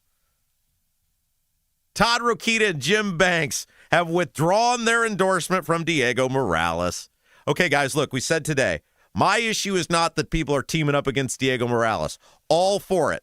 All day, every day. Great. Love to see it. People are like, why are you so mad? Because these people are the biggest bunch of hypocrites. They treated me, they treated you like complete crap for 4 years when we pointed out all this obvious stuff about Diego. And now in a couple days' time, oh yeah, he's got to go. Never an apology. They let it go on. They let it happen. They knew exactly what he was. People were begging Rokita to investigate Diego. You know what he told him? No, it's out of my purview. I can't do it. I don't have him investigated. Now, Rokita, some guy from Rokita's office will go to some guy's house and threaten to indict him. Remember that? Now the guy's getting sued because of that. He'll do that. But when it comes to looking into the totally corrupt, unethical Secretary of State, nothing. But now,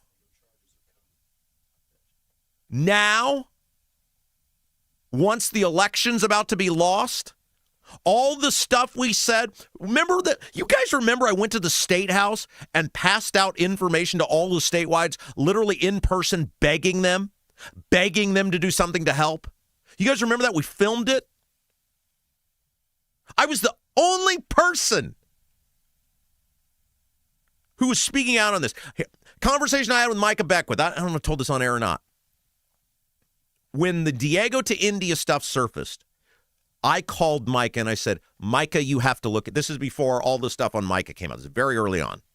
I said, Micah, you have to look into this. You have to do something about this. This is totally corrupt. This is horrible. Like thinking Micah was a good guy and was on our team. And he goes, okay, I'll get back to you. And then finally I said, Micah, what'd you find out? He goes, I talked to so-and-so and so-and-so in the Senate. What'd they say? And I'm not going to name them because Micah lies so much he may have been lying about it. So I won't even name the senators because maybe they didn't say it. He goes, I talked to so-and-so and so-and-so. What'd they say? They said there's no there there. I said, well, what do you mean there's no there there? The guy went to India. He was there. What do you mean there's no there? I got the pictures. No, they said there's no there there. They looked into it. So either Beckwith lied or high-ranking, like as in people in charge, swept that one under the rug. Rokita was asked about me begging him to investigate Diego and that trip to India. Nope, not in my purview. But he certainly knew about it, even if we give Rokita the benefit of the doubt that it wasn't in his purview. Now, I guess it's in his purview to have some guy from his office go to a guy's house and threaten to indict him, which he can't do. I guess that's in his purview. But that wasn't in Rokita's purview. But they endorsed him. They stood behind him. They gave him money. Rokita gave him $5,000. While we were begging, do something about this guy. And what they do, they vilified us. Another example, up until including last week, the column in the Indy Star. These, I want to say it so bad. Jason said I'm not allowed to cuss. These motherfuckers, you said to say it. I didn't realize. They know and they knew exactly. You told me that I could do it. Not ever again. See, you need that guy. And I asked that guy, and he said, hit send. No, that's what I think of them. They knew exactly what Diego was. And they knew when I was begging them for help, they knew it wasn't ridiculous. They knew it wasn't a shock jock. I took it to the Inspector General. They knew. And what'd they do? They attacked me, knowing what he was. And now today, the hypocrisy of Todd Rokita and Jim Banks. For all these years to ignore it. Why? Because it was about the money and it was about the party. It wasn't about doing what's right. It wasn't about standing up for you, which is what I was begging them to do. The lone voice for all these years, begging people to help us. Me being your voice, ignored. And now today, they didn't rescind this endorsement because they want him brought to justice. Because they want the truth. Let me read you the endorsements. They sent out a joint statement. What a couple of cowards. Couldn't even do it on their own. They had to do it together. God, these guys are pathetic. Pathetic. Can't fire me twice, guys. Can't get me fired twice. Unless you guys know the guy who runs YouTube. And then I'll just go to Rumble. I'm like the Michael Scott Paper Company. I'll start another one and another one. Here are the statements. Here we go. I'll just read it. I don't want to ever be accused of, well, Rob manipulated our words. I'll just read it to you. With Max Engling officially qualifying to serve as Indiana's next Secretary of State, U.S. Senator Jim Banks and Attorney General Todd Rokita have withdrawn their endorsements of Diego Morales and issued statements on the Secretary of State. Both Banks and Rokita are thankful to Diego Morales for his service, but believe Republicans should unite behind the strongest possible nominee to defeat the Democrats this fall. Stop. The strongest possible nominee is a guy who has run for public office once and got his ass kicked? That's your strongest possible nominee? Oh, and he did run for delegate just a couple weeks ago, and he lost there too, so his neighbors don't like him either. These guys it never ends. It never ends with these people. They don't want the truth about Diego to come out. Why? And I've said this for years. The money that touches Diego touches all of them. Don't quit, Diego. Don't quit. Don't wimp out. Don't let them throw you out like garbage like they do everyone else. You fight to the end, man. They don't want the truth to come out about Diego because the truth may very well implicate many of the people that have been behind Diego. To what extent, I don't know. But look at the money. Just follow the money. You don't have to take my word for it. These campaign finance forms are public. These campaign finance forms are public. And by the way, we all know Engling wasn't their first choice. I know. I talked to delegates and who they were recruiting. What do you think of, I told you the other day, what do you think about this person? I kept saying, broken record, I don't like any of these people. Well, what? But I thought, no. I said, no more. Don't ask me who I like. I don't like any of them because they all stab everybody in the back. Engling wasn't even their first choice, and they know it. I know it. God. Even when they're forced to kick him off the ballot or try, God, that'd be the funniest thing ever if he runs and wins. That would be, he might as well just anoint himself governor. Diego, you could be the governor. Don't give up. They're admitting what he is, and then they won't, that's how little they care about you. That's how little they care about your money and caretaking of the government that they're responsible for. We thank him for his service. Well, why isn't he the best nominee? Here's what Banks said. Max Engling is a key member of my team and will make a great Secretary of State. Max is a strong conservative who will keep our elections safe and secure, support Indiana small businesses and farmers, and he will win in November. He has my full support. Oh, wait. Let's go back in the time machine. I believe this was just a few months ago, in fact. Here's what Jim said about Diego then. Diego Morales has been focused for 4 years on making our elections in Indiana safe and secure. Here's what he said about Max Engling. Max is a strong conservative who will keep our elections safe and secure. He's literally hitting copy and paste. Can't you just see Jim copying and pasting? You are so pathetic, Jim Banks. You are an embarrassing joke. And that pains me to say because I used to really like you. And I used to believe in you. When you used to come on when I was the fill-in guy on IBC and I'd interview you, I said, that's a guy, man. That's a guy. What a pathetic, embarrassing joke you are. He's literally hitting copy and paste.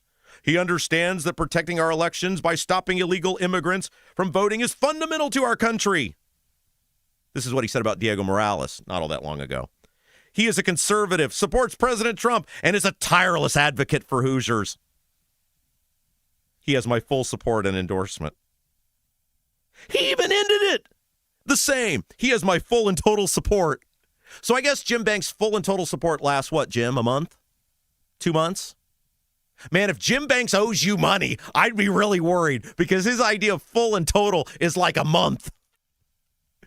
God, what a pathetic joke. Let's see what Todd had to say. Rokita, I have spoken with Diego. The Secretary of State's office is too important to be lost to out-of-touch left-wing Democrats who put Hoosiers last. To that end, I have asked Diego to suspend his campaign. Oh, at least with Rokita, he called him out and said, quit. At least it wasn't some mealy-mouthed copy and paste bullcrap. You can always count on Rokita to bring some smoke. With so many self-inflicted wounds and issues, I now do not believe he can win in November. What self-inflicted issues, Todd? I thought there was no there with the India story. I thought there was no there. When Casey Hendrickson asked you about it, you just pushed that aside. Well, what are the self-inflicted wounds, Todd? Because you had 4 years to talk about the self-inflicted wounds. In fact, remember I dropped that letter off to your office. What was that? Has that been a year and a half ago now? A year and a half ago? I think we filmed us talking to your guy. Proof you got it, right? I think that's on the video. And you know what your guy did? And I think we told the story at the time. He basically nodded along with this because everybody in that state house knew what a complete joke it was. I went over to Elliott's office that day. They laughed about it too. The guys, the lunch club that used to work with Elliott. They know what he is and thought it was a big joke. Everybody thought it was fun and games that Rob Kendall was out trying to get the truth. Yeah, Diego's a piece of shit. Hope it works out for you. No one would help. No one. I was so desperate to get the truth and get to the bottom of it and stop it. Remember, I was willing to broadcast. We were going to broadcast outside Diego's office. No one helped. What are the issues, Todd? What are the self-inflicted wounds? I have put an enormous amount of work into successfully implementing a Hoosier First agenda as Attorney General and as Secretary of State. Republican delegates successfully faced this scenario in 2020 when I was elected with the largest number of votes in Indiana candidate history after taking on a flawed incumbent Oh, he's going after Curtis Hill. Todd turned a flip-flop on a Diego endorsement into how great he is, and he's going after Curtis Hill. Yes! This is great. This is awesome. You guys are the worst. You guys are the most just pathetic, shameless, cowardly people walking the face of the earth. Notice none of them will tell you what Diego did. None of them will tell you what the self-inflicted wounds are. None of them will demand an open criminal investigation. None of them will demand an investigation from the Inspector General. None of them. Because they don't want the truth to come out. They want him to go away. Because that's how they do it in the State House. I know. I was there when Dwayne Sawyer got thrown out by Pence. I know how they operate. I watched it happen in real time. They bully. They intimidate. They make you think nobody's there with you. Diego, you already got all these people. Half the state has no idea the crap you've pulled. Don't quit. Don't give these people the win. Don't give it to them. You've worked too hard with many of these people fully aware of the scheming and scamming you've done to just give up. And what about your donors? What about your felon friend, Diego? You know, your felon friend. The guy you went to the ball game with. You think he's going to just accept you going away? My God, these people. This is the Republican Party. And again, the crazy thing about all of this, their new golden boy is a guy. Let me read you the vote total for the time Max Engling ran for public office. Let me read you guys this vote total. This is their golden boy. This was 2024 Republican congressional primary. Victoria Spartz, first place, 31,674 votes, 39% of the vote.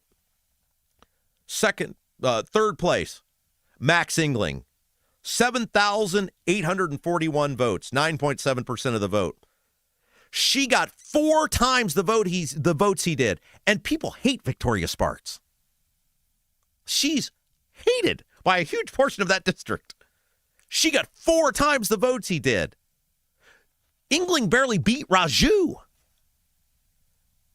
Now, in fairness, Raju appeared to turn his loss in the congressional primary into a very handsome state contract with Diego. Raju was not going to take anything lying down. Raju, Raju with the red, white, and blue. Hey, who paid for India, Diego? This is their golden boy. This is the most qualified man in the state to be the Secretary of State. Some guy who his own neighbors were like, no thanks. By the way, Rob Kendall has, full disclosure, Rob Kendall has run for delegate once and was easily elected. Undefeated. My first and only delegate venture, undefeated. This is like, we are just in the, remember the John Lovitz character on Saturday Night Live, the pathological liar? Where he would just say the ridiculous things, and then he was like, yeah, that's the ticket. Yeah. That's who these people are. That's Rokita. Rokita and Banks should have had to end those statements with, yeah, that's the ticket. Yeah. Or there used to be was it Tim Wilson? Used to do a character, the comedian Tim Wilson, on Bob and Tom, Uncle BS. Uncle BS, where he would make up stories about places he was, famous events in history. Like he would put himself in, working at the school book depository in Dallas, 1963. Just hilarious stories. That's who these guys are. They're the pathological liar John Lovitz character, or Uncle BS, or like some sort of hybrid. God, you guys are just pathetic. And they're going to get away with it. Because Diego's not nearly strong enough to stay in. Because Diego's always been a fraud. Diego's always been a fraud, and everyone's known it. Like, I'm not telling anybody how to run their campaigns, but if Ballard and Bai let the Republicans get away with this, we all know the Bais know the truth about Diego. Just unleash it. Don't let him get away with it. Don't let him go away. Make Diego the issue. God, these people. Man, I got into politics. I guess I never saw myself getting into politics. I saw myself into government because I believed the good that government can do. I believed in the difference you can make as a part of the system. I believed that there would be people in there with me who had those same beliefs, and that above all else, we would do what was right over what was easy. And that you enter in because you want to make a difference. You will give of yourself. You will give of yourself to make everybody else's life better. And yet, here we sit today for 4 years. Name them, all of them. Nishala, Elliot, Braun, Micah, Rokita, Banks, Andrew Ireland, pick your favorite rep or senator or your least favorite rep or senator. The only people that tried to hold Diego accountable were the Democrats. People like Ed Delaney, state rep from Indianapolis. These people are Diego. Everything they claim to be worried or upset about, they caused. They have known what he was since before he was elected. You guys remember, I was screaming about Diego before he was ever elected. And they know deep down, we haven't even scratched the surface on Diego. If you're Bo Bai, you have an obligation not to let this story go away. Don't let him get away with it. They're not trying to fix the government. They're not trying to stop Diego. They're trying to save themselves. They're trying to stop Greg Ballard from getting 10% of the vote. That's what this is about. Everything I wrote in that Star article, every word of it is true, and they knew it when I wrote it, and they're playing it out right now. Everything I wrote was true. Everything I've said about Diego has been true. Diego Morales disappeared to a foreign country for 10 days as the Secretary of State. He will not tell people what he did there. He will not tell people specifically who he met with, what they discussed. What we know has come from people who stooged on him, Indians who stooged on him and posted photos. He will not tell you who paid for the trip.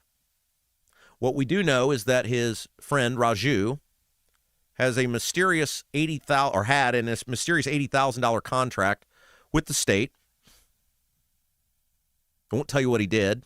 When I asked Diego when he had his meltdown in Clay County, he started shouting that he checked on the businesses. And I asked what that meant, and I couldn't get an answer. We know Raju went on that trip with him to India and was bragging about selling visa access in the same city we know Diego met with the mayor.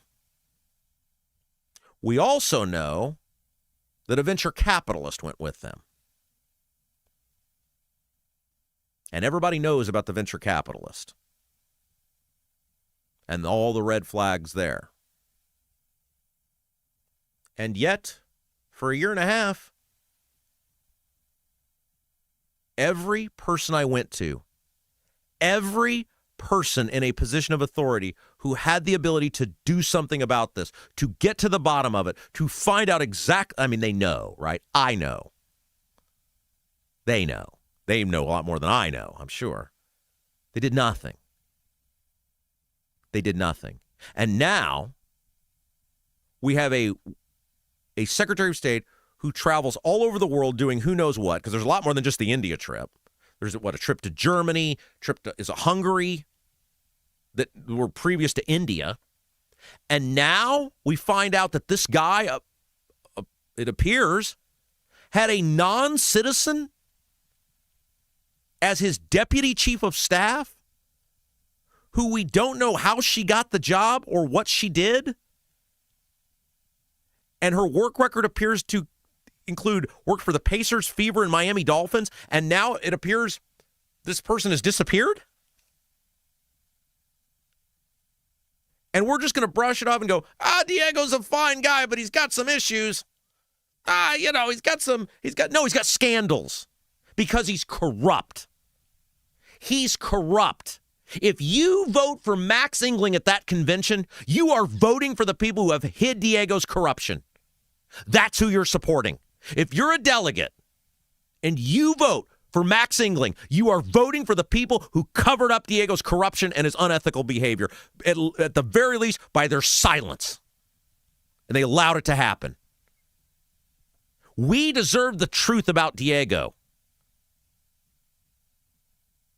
We deserve the truth, and we're not going to get it. They're going to sweep it under the rug. All the stuff these Republicans bitch about, like the Biden crime syndicate and the Clintons and all this, they're the same. Both parties are exactly the same. They do the same stuff. It's all about them and their power. It's not about us.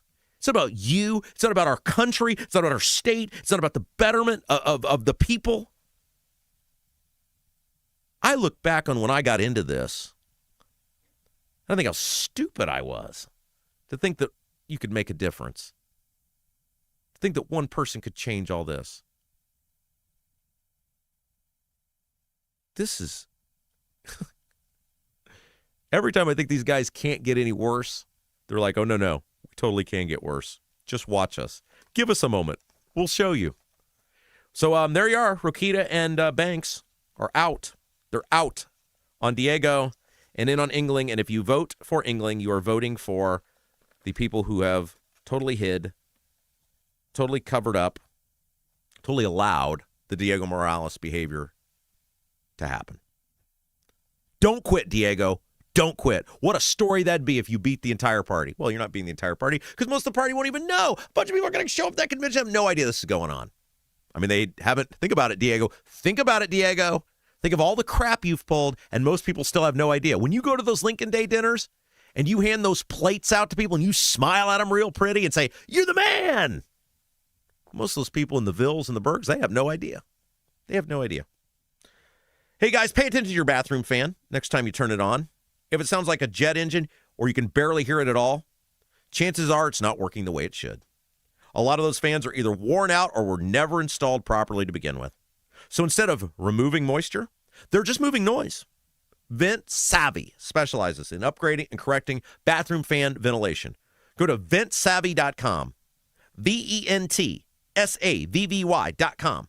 VENTSAVVY.com. And find out if your fan is actually doing its job. Okay, we're going to take a break. When we come back, producer Jason will be with us. Best YouTube comments of the day. You become the star. I bet there's some great comments today. I bet we got some awesome comments. We'll talk about it next. You're watching Rob Kendall Show. If authentic wood-smoked barbecue is your thing, Double D's Barbecue in Clayton is the place for you. Owners Dennis and Tina Duncan, along with their son Garrett, are from Memphis. So when it comes to barbecue, they're not screwing around. No pellet smokers, no roasters, just authentic wood-smoked Memphis-style barbecue. All of Double D's food is cooked fresh daily, and it's all made from scratch. Double D's Barbecue, located at 40 and 39 in Clayton, is open all day Wednesday through Saturday, but get there early because once they're sold out, they're done. Check out the full menu, ribs, brisket, and more at ddbbq317.com. Buying a home or thinking about refinancing? Work with someone local who understands the central Indiana market. Gary Tedrow with Verity Mortgage helps homebuyers and homeowners explore options for purchasing, refinancing, or even consolidating higher interest debt through their mortgage. Gary's approach is simple, clear advice, and personalized guidance so you can make confident decisions. Visit loansbygary.homes to learn more or get started today. You've got nothing to lose but dollars on your mortgage payment. So call for a free, no-obligation quote, 317-695-5179. Gary Tedrow, NMLS number 179207 with Verity Mortgage, NMLS number 70345, an equal housing opportunity lender.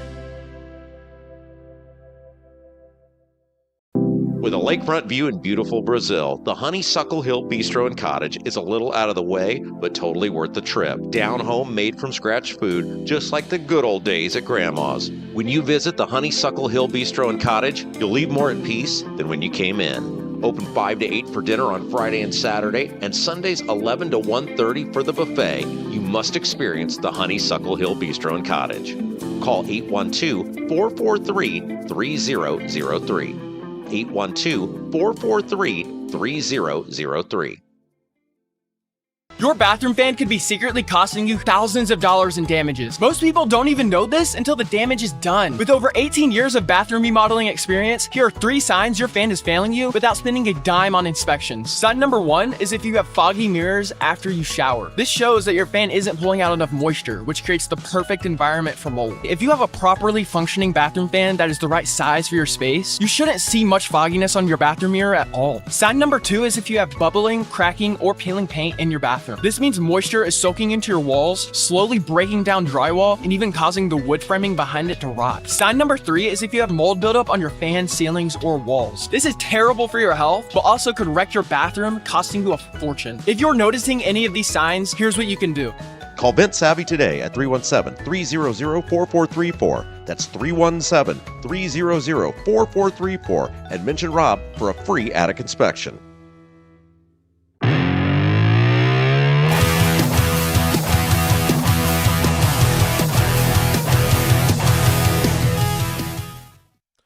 Hey guys, welcome back. Rob Kendall Show. Jason's going to join us in just a few minutes. Best YouTube comments of the day. Before we get to that, a little parting message on this little saga we've covered today. Is your driveway showing signs of wear? Freeze-thaw cycles, environmental buildup like mold and dirt that can all cause unsightly damage that can really end up in expensive repair. That's where our guys from Seal Now come in. The clean, seal, and stain professionals. These guys are amazing. They do incredible work bringing your concrete back to life, your driveway, your patio, your sidewalk. And they do more than just concrete. They also do wood. You got your fence, your deck, your patio. All of them can be brought back to life thanks to our friends at Seal Now. And what a great deal right now. All you have to do is go to Seal Now, SEALNOW.com. SEALNOW.com. Seal Now, and you can see the work that they do. Hey, I'm thinking about getting my deck redone. Well, here's how we redid some decks. I'm thinking about having my fence restored. My driveway. You can see them all. SealNow.com.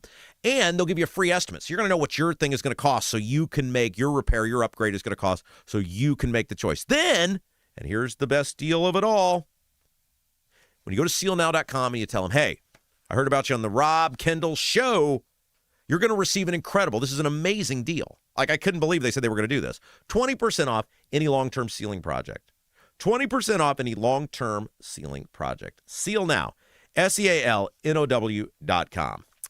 All right, before we bring Jason in, your comments, I know you guys have a lot of comments today. I want to thank you guys for this whole journey. I feel like today, even though there's a lot more left to get to the bottom of, was a victory for all of us. And isn't it amazing how many things we have been proven right about over the years? Takes a while. We get a lot of grief. We endure a lot of drama. A lot of people say a lot of mean stuff about us. But isn't it amazing how many things we are right about when it comes to fighting for the taxpayers? And these Republicans, Rokita, Banks, all of these people, they're little butt sniffers that run around with them, the hangers-on, the minions, the people who want things from them. They've admitted this yesterday. They're admitting it now. We were right about Diego. We were right. Now, we're never going to get an apology. We're never going to get an I'm sorry. We're never going to get you were right. But we were right. We had this guy. We had him figured out from day one. And ultimately, our job now is to get to the truth of what he's actually done and figure out how we as taxpayers were mistreated.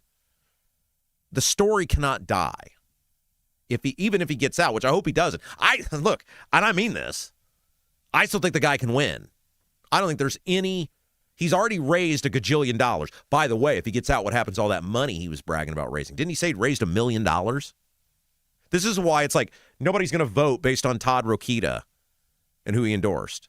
Didn't Todd Rokita endorse for Attorney General in like 2000 and when Curtis Hill won in 2016? Wasn't Todd, were you a Randy Head guy? Is that right? Is it right? I remember Todd on stage there at that convention. Maybe I imagined that. Todd, you can correct me. Let me know. By the way, I have so many things to ask Todd about this endorsement and no, non-endorsement. But nobody's going to vote outside of the orbit people based on what Todd Rokita says or Jim Banks. We told you Banks has a lower, people view Banks less favorably in terms of, more people view Todd Young favorably than Jim Banks, according to the pro-Trump, pro-redistricting poll that came out in 2025, December 2025. So if you're Diego, why would you get out? Where's he going to go? What's he going to do? Wasn't it Connie Lawson that alluded to in her press release that she put out that the guy can't even or hasn't even been able to get a security clearance? Is that right? Like, where would he go? What would he do? You can still win. He can. That's the crazy thing. It would be the biggest FU in the history of our state to these politicians if he ran and won. But guys, we're not giving up. Because the story is all the stuff Diego did, not whether he's in the race or not. You deserve the truth. You deserve to know what happened. And we're going to keep trying to find that for you. And with that, it's time. I got up at 4:30 this morning. 4:30. Well, it's earlier than me. Had a lot of stuff to get done before my doctor's appointment. Had to come here for the doctor's appointment, take Liberty Daycare. Here I am. Excellent. Now I turn it over to you, Jason, with the best YouTube comments of the day. For those of you who don't know, we end every show by making you the star. Jason monitors the YouTube chat throughout the course of the show, then reads back some of his favorite comments, kind of sparks conversation amongst us. And in order to be a YouTube commenter, you do have to be a subscriber. So if you haven't done so yet, subscribe to our channel. And I'm clean with no vulgar language. You told me I could do it. I didn't realize you were going to go that far, but that's okay. Yeah, I think you kind of deserve that one shot, but Thank you. I think you've used up your allotment of cursing for the entire 2026. If your water softener, water heater, or well pump goes out, or even if your toilet stops working, you could be looking at a major expense. Don't let your next call to the plumber break the bank. Call John at Black Sheep Plumbing. Black Sheep Plumbing can do the job right at a fraction of the cost of the big guys. Owner John McKinney is a Hoosier lifer who takes pride and stands behind his work. That's why all basic services and repairs with Black Sheep Plumbing come with a 2-year parts and labor guarantee, with water heaters having a 6-year parts and tank guarantee. Give John a call or text 765-315-7558. Once again, that phone number, 765-315-7558. Black Sheep Plumbing. Great. All right, let's get started. Let's do it. I feel like I gave a lot of prompts. You did. It was today. That was man. What are we gonna do when he's gone? God, or is he ever gonna go away? Hope he stays in. All right, MLM Warriors starting the day off today. Good morning, everyone. Today is going to be a good day. She beat the old man? MLM Warriors, he beat the... Oh, that's right. Yeah. Carol, 1776, good morning, good early morning, everyone. Again, these comments all came in before or during the 10-minute warm-up to the show. MLM Warriors at Carol, 1776 is number 3. They're all keeping track here. Deep Thoughts, I am liking the live stream. I'm number 2 in the books today. Nicholas Kurtz, good morning, Rob Kendall Nation. At Producer Jason, the man, the myth, the legend. Good morning, at Producer Jason. Well, thank you very much. He's getting more creative as he goes. Steve Green with an E. Good morning, all. D-Bag Diego as the main course this morning. Get after it, Rob. Let's go. Kevin Branham, old Tippy Toes Diego just can't get enough airtime, can he? Steve Green with an E. Wait, where is old man 68? I love that. One of the things I love about our show is the chatters know each other so well now, our community. They know when people are here or not here, and they start getting concerned when they're not where they're supposed to be. Drain the swamp. I'm worried about the old man. McLevins, me too, swamp. Concerning. There's just like a thread of people concerned about where one of our chatters is. Maybe he's on the can. The old man. Oh, there he 68. Is. Good morning, it's Steve Green and everyone else. I'm here just waiting closer to the start time to jump into the chat to give everyone else a chance to kick it off. What a swell fella. Robert Bradburn, morning. Anytime I think I'm alone, I watch Rob. The comment section lets me know I'm not. And I've learnt more from you all than I ever thought I could. Bingo. And that's why, like, when that guy last night, that state rep, but there was like the irrelevant. First of all, I'm so relevant, you're tweeting about how irrelevant I am. Mm-hmm. But two, who else in our state? Like, the amount of times I've heard, this is why I do it, guys. Seriously. Dropping all the bravado and everything here. This is why I do it. Comments like that. Mm-hmm. Nobody. And this is my charge in life because I lived the local government experience, state government experience. And the whole time I was in those, I thought someday I'm going to use this to really help people. And the ability, our ability to educate people about things they never hear about anywhere else. That's why I do this. That is awesome. I love that. Thank you for that comment. Absolutely. Spray Jockey, just compliment Jason, call him legend, and he will read your comment. Well, that's absolutely not true. All right, continuing on. There we go, McLevins. Old man, yeah, we were missing you. Okay, McLevins, the old man says, sleeping in for me is still getting up at 7:30 instead of 5:30 like usual. So apparently the old man slept in and everybody was wondering what happened. See? Yeah. Could have been on the can. All right, drain the swamp. Well, give us a heads up next time, old man. Wait, okay, let me ask you. I about had a breakdown. Let me ask you this. How long if somebody were, quote-unquote, missing, would you go before, like, you'd report that to someone? Well, it depends. Like, if your wife doesn't walk into the living room at her normal time in the morning or something, you'd be like, you okay in there? Right. You know, I mean, that sort of thing. Like how, and the old man's always number one, so everybody's like, well, what happened? See, I'm such a creature of habit that I feel like if I were not somewhere where I normally am within a short period of time because of the OCD, people would be concerned. Mm-hmm. Like, how long, if you sent me a message and you didn't hear from me, how long would it take you until you're concerned? Well, it depends. If it's between 5:30 and 8:30 p.m., I realize that there's no, well, you still do respond, but I don't know. I mean, it's playground season. See, this is great. I have. I assume you'd have a meeting, or the next day it'd be like, what the hell's going on? Right. So you'd let me go to the next day? Well, I don't know. I mean, you got a wife to watch out for you. I'm not your keeper. No. I mean, and see, I'm glad. Well, it would be unusual. I've been responding more lately between 5 and 8:30 because it's playground season, so I can take Libby to the park. Well, actually, it's not you responding; it's you sending a text to me, and I'm like, yeah, okay, Dad. Yeah, no, it's playground season. My job is just to make sure she doesn't fall off the stuff now. Okay, here we go. Tony Jones voiceover. All of a sudden, Diego needs to quote spend time with the family. All right, you were talking about Diego and the mob. Yeah. Mad Duck, you could be fitted with a nice pair of cement shoes. That's what the mobsters say.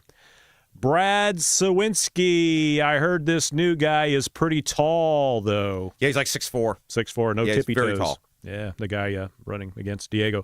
Also, Brad says... So if you're like have a state basketball team, he would probably be good to have on your state house basketball team. Oh, there we go. Brad Sawinski also adds, and Banks is the biggest tool Republicans have. The 06010 board responds, and not the useful kind of tool. Look, Jim Banks is an example, one of those guys who the power, the desire for power changes them. Jim Banks was awesome, man. I used to love to interview him. When he was in the House, he was great. He was super direct. He was like, and he lost that leadership vote and something changed. I don't know. All right. Drain the swamp. This is by far the most awesome chat room going. World class goes with a world class podcast. That's right. Thank you. Thank you so much. Love that. Nicholas Kurtz. Rob's on one today. Robert Schwartz. Yep, if a candidate is associated with or endorsed by Jim Banks, tells me all I need to know, not getting my vote. That's going to be interesting because I think they think that's some silver bullet or something that he's behind Engling. Mm-hmm. But it's like I laid out those 3 offices of people that Banks was, supportive of or behind or associated with that lost. And so it's like, that's in his district. Like, that's where he lives. Right. Like, if you live in, I'll try to think, like, if you live in Jasper, are you enamored with Jim Banks? Like, he's 5 hours away from you. I just don't think that's, and our conventions have a track record. Ask Mitch Daniels of rejecting establishment support. So I don't know. All right. Let's see. Baby Fishmouth. Charlie White was a way better guy than Diego. It's bull that Diego has gotten away with so much. Well, he may suffer the same or worse fate, however. The difference between Charlie White and Diego, and I've said this for years, is the amount of money that emanates out of the Diego orbit. And that is why these guys have stood behind him all these years, because the amount. Look at the donations. Just look. You can see the names.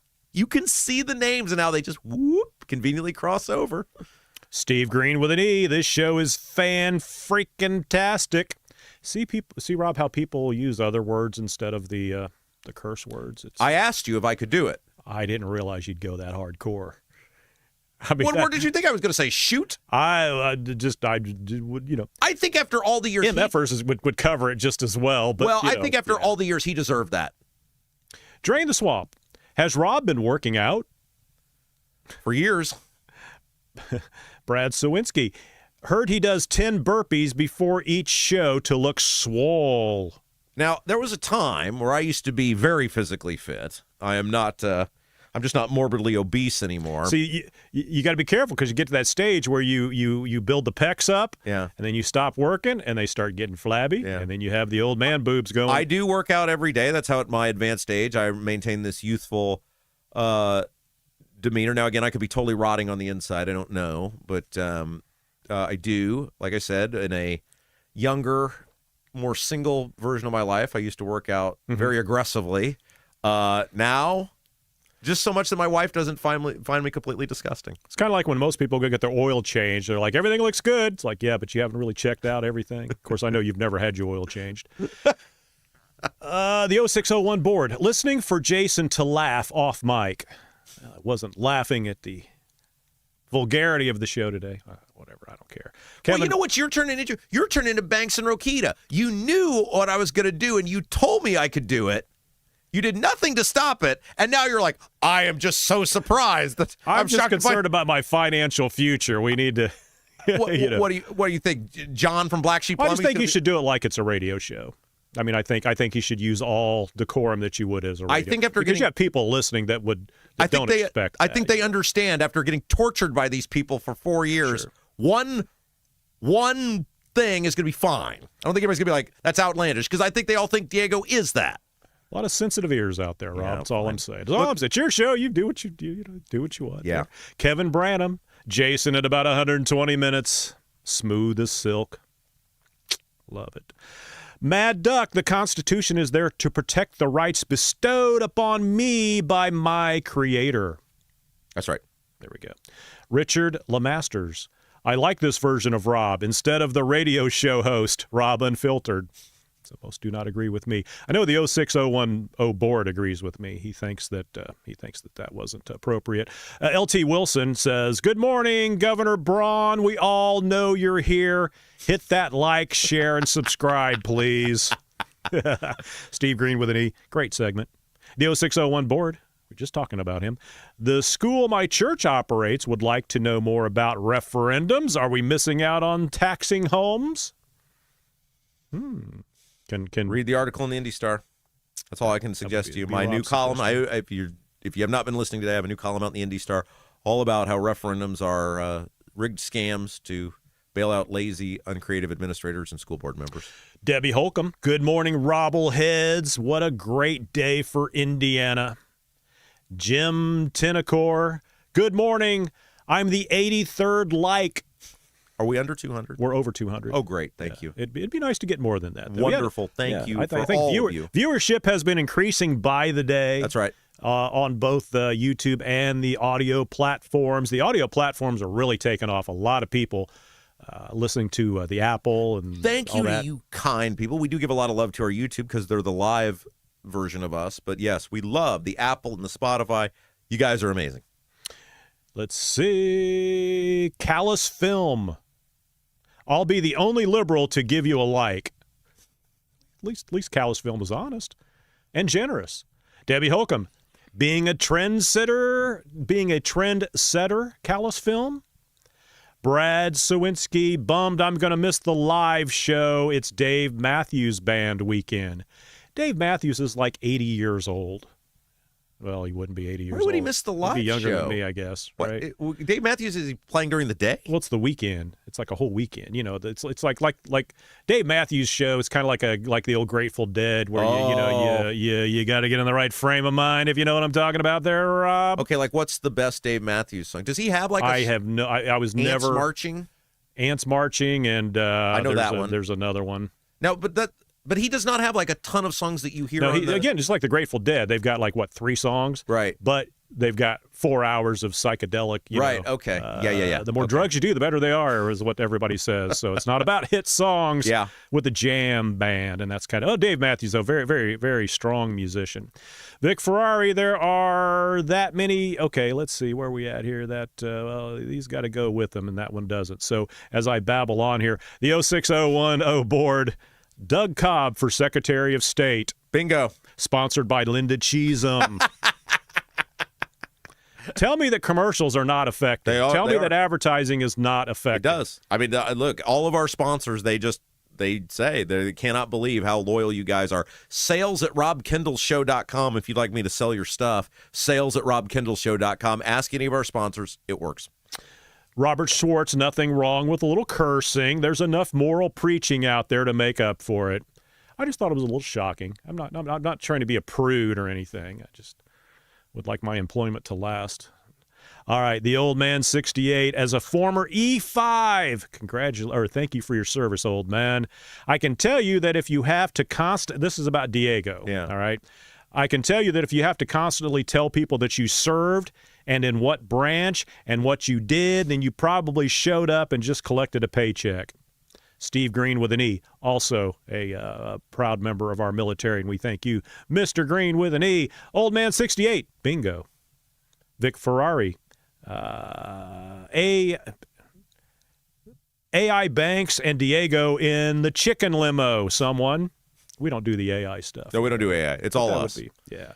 It's all us. The old man 68. If Diego served, my guess is he was a National Guardsman, which I believe is what he said he was. Or maybe a reservist at best. Nothing wrong with all of that, but it's not the same as active duty. Well, okay.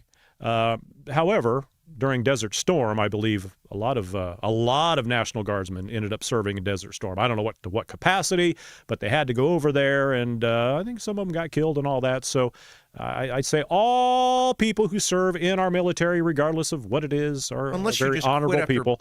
Unless you're in Leavenworth. Unless you're quit at basic training and then you present yourself. Okay, well, I went to basic training in the National Guard, but you're not out touting yourself as a member of the military. No, I never say that. I never because I didn't fit, because I had like a physical issue or whatever, like my legs, my back, or whatever, and you're not cut out for it. It's like, okay, fine. Yeah, you're not out putting a picture of yourself. And I never tell. I don't use it. I never tell anybody because I didn't. It was just one of those things. A lot of people. Okay, for military people out there, and I know we're running short on time, but if you served in the military, like my neighbor Scott, Fireman Scott, he was a decorated member of the military. I go over to his house. He's got all sorts of pictures, clippings, all this stuff, right? Like, then he's bragging about it. Like, just, hey, here's my buddies. Here's us in this field. He deserves to be able to do that. I've never seen that with Diego, right? You guys have. You would photos. know, see, I went to the weekends, and then I went to, this is back in when I was in high school. Okay, right. I did the deal where you go like a basic training for the summer, and then you go back to school, and then you go back to AIT the next summer.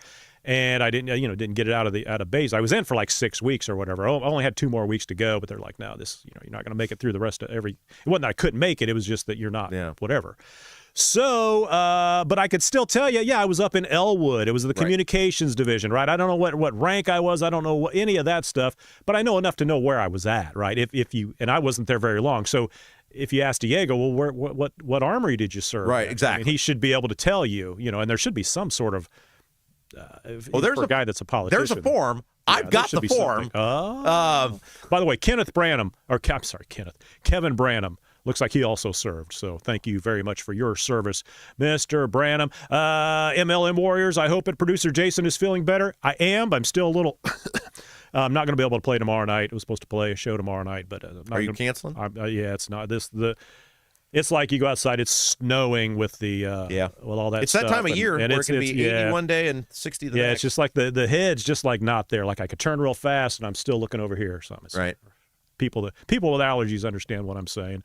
Okay, so we'll real quick here, Rob, and I know, whatever. We got a couple minutes here. Got to set up this is the Rob cursing when Rob was getting into it. CM Thorpe, go get him, Rob. Kevin Branham, I saw that one coming. I didn't. Charles Ludi, whoa, family show. I didn't have time to cover my wife's ears.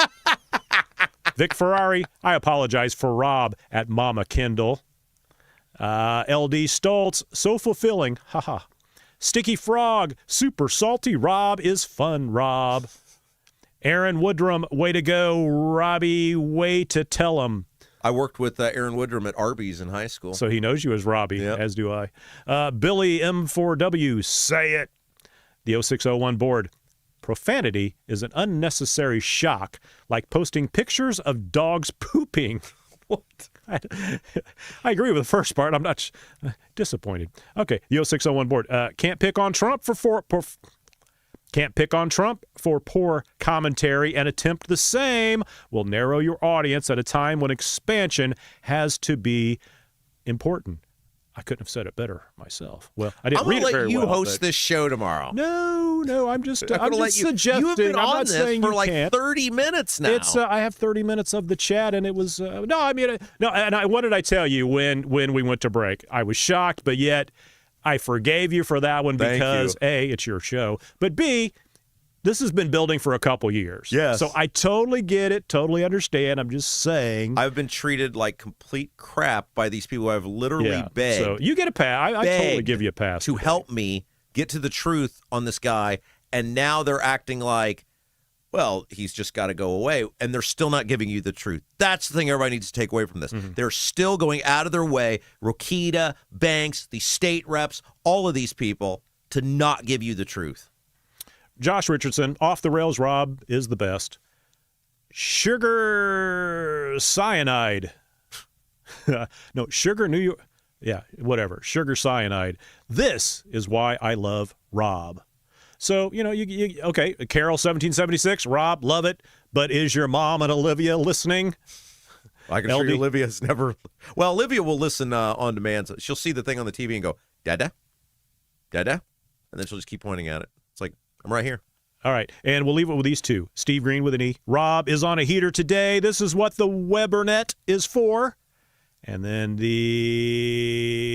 we'll give 0601 board. We'll do two more. 0601 board. Diego has been dropped like a rock. An interview with Rob is now beneath the show. I read those wrong because the first one would have been LD Stoltz, who said, now Diego needs to actually come on the show. Could you imagine if he was kicked out or withdrew or what have you, and then came on the show and just told all? That'd be great. Except about himself. He would never do that, of course. No, all right. We may not need to know about himself if he tells everyone else. All right. Thank you. All right. I believe Casey's gone, by the way. What? I believe Casey has resigned. What do you mean?